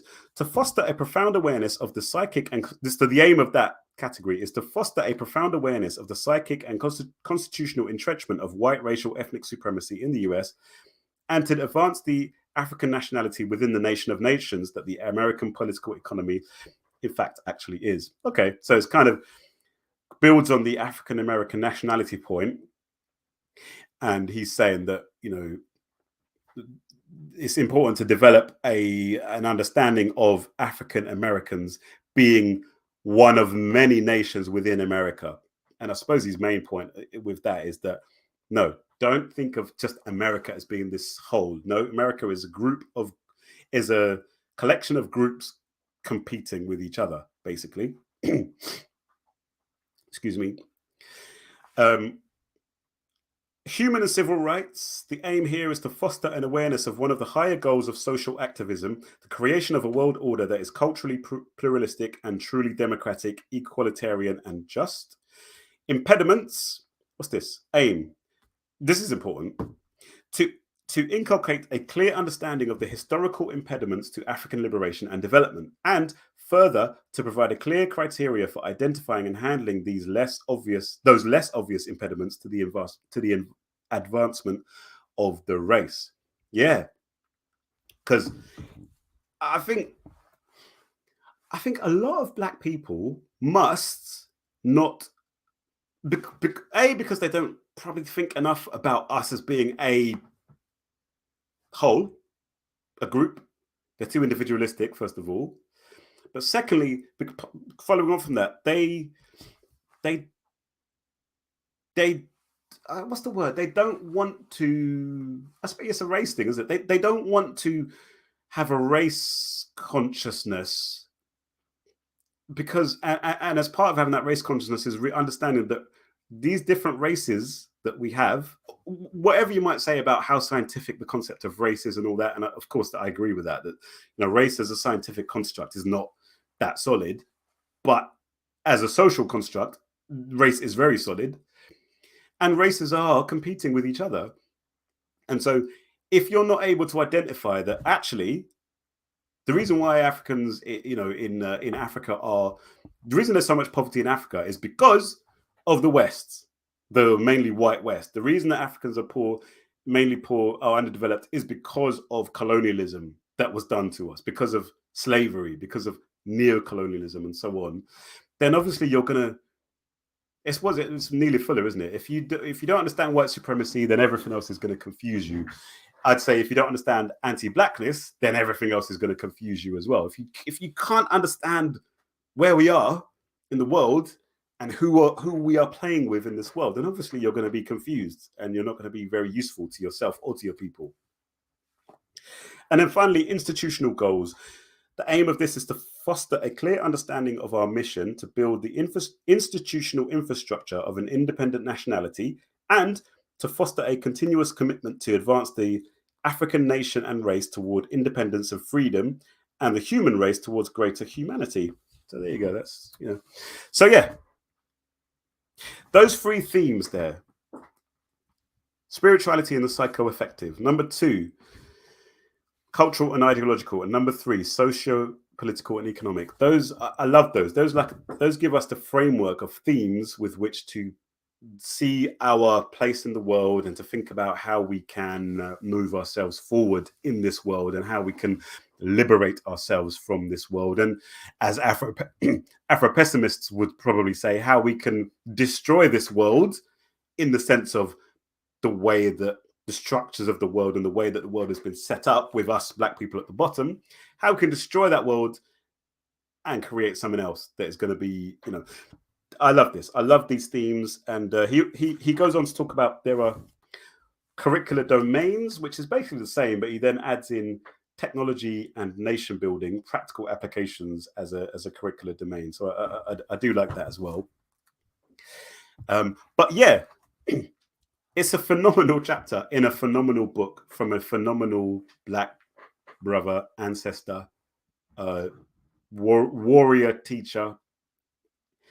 And it's humbling. It should be humbling for each and every single one of us to go through that. And I would say that if we would just pay attention, if we would just start to read these things, and if we just start to sort of, like Temi said earlier, if we would just stop thinking that we are novel and new, and the things that we're doing now is novel and new. Stop thinking that nothing that we're saying is new. It's already been laid out for us. Let's just start to do what we can to put it into practice. We will be much in a much better state as far as moving forward. And as I said earlier, like going forward, I'm probably going to start to use those themes in my videos so that it will help me to theme my sort of content together, and also it will help to I just think it will be helpful for people to kind of search it and kind of guide the study and the reading. So that is the end of my conversation. Let's go through like the last few comments. So Temi, again, Sister Temi said, agreed, the need to be I read that already. There was another one. Yeah, here we go. Good leadership is the ability to create many of you to carry on the work, not just one. Whoa, yeah, that is good. That is good. Yeah, Absolutely. It's almost like a great leader is one who is constantly seeking to make themselves irrelevant, almost, isn't it? Kind of. It's like you want to, if you're a good leader, you want to be basically trying to create more leaders, so that you don't want to be creating like your little fiefdom, like, oh, this is my kingdom, oh, this is my organization. And there's so much of that rubbish going on in organizations, which is what explains so many of the splinterings and all this. People just want to have their own fiefdom, their own little village to rule over. It's a bit culty. If you think about it, it's kind of cult-ish, so we've definitely got stay away from that kind of culty type cult of the leader, worship of the leader sort of thing. So yeah, I agree with that. Yeah. The Super Nick says, yes, like links in a chain working in cohesion. And then Temi said, exactly, so that the work and vision continue unabated, it doesn't die with you. Yeah. I mean, in fact, who was I listening to? It was Agyei-Akoto who was saying, like, leaders should really be thinking decades and centuries in advance. Kind of like parents should. Well, I mean, we all should. But if you're in a position of leadership, you should be thinking, okay, how best can I make sure that this movement is as strong as it possibly can be and can have an impact in decades' time?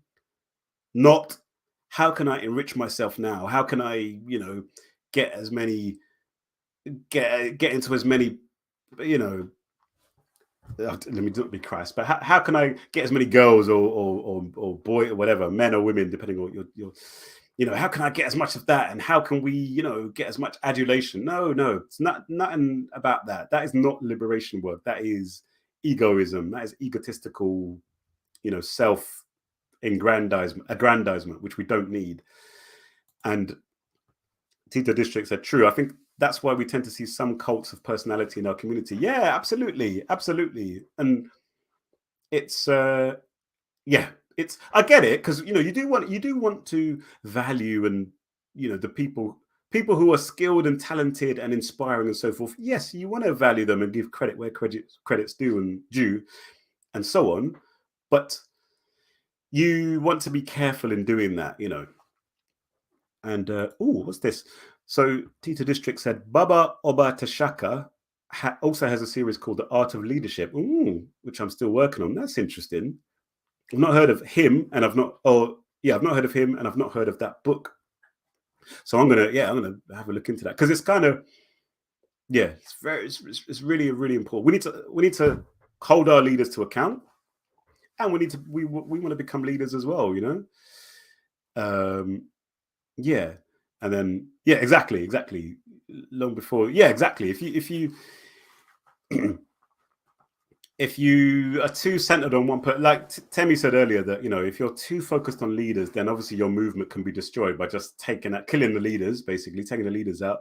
And also as well, if you're too focused on leaders, it's so easy to just, if you can just co-opt that particular leader, turn him into an agent, then the whole movement is compromised. We need to I think we need to be moving toward more of a web type approach to things, a cell type approach to things, so that if one cell's compromised, it doesn't really matter, because the other cells are independent enough to still be autonomous enough to do what they're doing, but still have that some level of coordination as required. But this is sort of political theory and practice that we really need to get into. Temi said, too much ego and narcissism and cults of personality. 100%, I'd say to that. So man, it's serious time, serious times that we live in. But I'm honored to be able to share this with you guys, and I'm glad I'm glad we've had a really good conversation about it, even with my internet trying to ting, trying to sabotage the ting. I wanted to just end as well by saying that normally most of my I'm going to try and do these streams every Saturday, and most of the streams, after the stream finishes, I make it only available to patrons. So I want to shout out the those of you who are patrons, supporters, patrons, yeah. If you would like to become a patron, and listen, you don't have to. Do you know what I mean? And so in fact, let me take that off first of all. The main support I would like from people, please, is to like the videos and share the videos. That's so important to please just like them and just share them just quickly, just on Facebook. Just go and bang it on Facebook, to help to share the word. I try and do that with brothers and sisters that I follow. Always like the videos, always comment, and always share, because I think that doing that helps to encourage and motivate people, because there's nothing that saddens me more than I see some brothers and sisters doing some really excellent work out there, and I'll see videos from like a year ago, 2 years ago, with like 100 views, which isn't much. That's like not even one view a month, and or 1 view a week, and then also no comments. No comments. And I'm thinking, I know what it's like. This guy or this woman needs a comment. They need some affirmation. They need some encouragement. So just always please make sure that you like and comment on my videos, and share them as well. And that's key. But if you can and would like to become a patron, you can go to patreon.com/Eli1anda, and you can become a supporter there, and you'll have access to all of the archived lives, the full version of all of the archived live streams. I'll leave like shorter versions on YouTube of most of the rest of the live streams, but for this one, I'm going to leave all of it. I'm going to leave it in its entirety, because it's important to not be too. And one thing I wanted to say as well was that I'd like to try to, if you can't afford to become a patron, but you want to get access to the content, just email me. My email address is africansarise@hotmail.com. Let me just put that in here. africansarise@hotmail. Oh, sorry, no, it's not hotmail.com. It's hotmail.co.uk. My goodness me, don't email that other one. I don't know who. Oh, that's not even it. Sorry, I missed out the S. Yeah, if you would like to, to chat or just talk about anything, do email me at africansarise@hotmail.co.uk, or you can also join my Telegram group, which is Africans Arise Now. So you can click on that. And what I'd like to say as well is that there might be, if you're in any organizations, if you're an organization and you'd like to have access to this stuff, then email me, and I'll make you a supporter just free of charge, because that's that would make me feel so happy as well, to know that there's actually organizations here who are digging the work that I'm doing. So again, email me africansarise@hotmail.co.uk, or message me on Facebook or wherever it might be, and I'll be very, very glad to do the thing. So last few comments here. Paul Morris, my brother, said, people get the leaders they deserve. Yeah, it's true. Yeah, exactly. It sounds harsh, yes, but if the people take responsibility to do the work, no leader can pull the wool over their eyes. Yeah, I agree. You see it on a macro level in the UK now. Like, people are like, I can't understand how the Conservatives are so awful. They're so terrible. It's like, you idiots. You're the idiots who put them in power for the last 15 years or whatever, you fools. Do you know what I mean? And now you want to wonder why they're treating you like the plebs that they see you as. They've always treated you like that. But before, because of your racist ass self, you voted for them because you wanted to cut down on the amount of darkies in your community, in your neighborhood, and you're obsessed. Anyway, sorry, I'm going off on tangent, but they're obsessed with the boats of migrants coming over the channel and stuff, and like, we're going to be taken over. But they've got nothing to say about the fact that, foreign capitalists own half of London. Foreign capitalists are basically pushing the house prices right up, which is why they can't, people can't afford somewhere to live, which is why things are so expensive and so on. They've got no time to hear about that, because their stupid idiot asses are led by the media. So they just, whatever the Daily Mail or whatever tells them to think, they'll think that. So yeah, they deserve this. The chickens are coming home to roost. So there you go. Super Nick, thank you very much. He says, this has been fantastic. Thank you, Ellie, and the chat. Yeah, thank you, man. You guys, man. I appreciate that. Paul said, really good chat. Ellie, you embody what you stand for by your approach to hosting the videos. Thank you. Oh, you make me cry. Thank you, Tito. Paul said, Paul Morris, I definitely agree with that sentiment. This is about the leaders. It reminds me of how people approach electoral politics. They vote and hope their elected politicians will do right by them. Yeah, exactly. Representative democracy is it works, it suits. Representative democracy was designed for capitalism, really, feudalism and capitalism. And it maintains feudalism and capitalism perfectly well, because obviously you have these representatives that then get bought off by whoever, whichever interests. And then we wonder why, natural resources of a country are being sold off and all that sort of stuff. Well, that's because you idiots thought that this person that you could go and entrust with the keys to your, safe, you thought that they weren't going to sell it for their own benefit. Well, of course they were going to. Super Nick says, I could talk about the social gearing to the type of content our community are gravitating to over what we need to be listening to. Yep. Tammy said, I fully agree. People ultimately get the leaders they deserve. The UK, exactly. Perfect example. PR politics continues to win over the gullible public. 100%. And then finally, Tito District. Thank you. Yes, thank you so much for another incredible stream, Ellie. I'm honored and I'm humbled and I'm very grateful. And I really enjoy doing this as well. So it's, this is how I like to spend my Saturday afternoons. My wife's taking the boys off somewhere so I could have a nice quiet place to do this. So it's been a real pleasure, man. Thank you, Temi, as well. Nice to see you. Congratulations again on the new arrival. And good stuff. And what I'd say, go off and support other creators as well, please, man. Do share my video, do share the video and whatnot.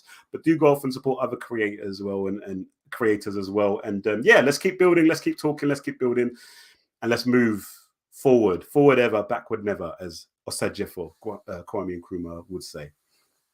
Okay, all right, on that note, everybody, take care. Have a really good rest of the afternoon, evening, morning, wherever you are. Have a lovely one, and I'll see you hopefully next week. I haven't decided what the topic will be for next week, but when I do, I'll obviously let everybody know. All right, okay, take care, peace out, salama.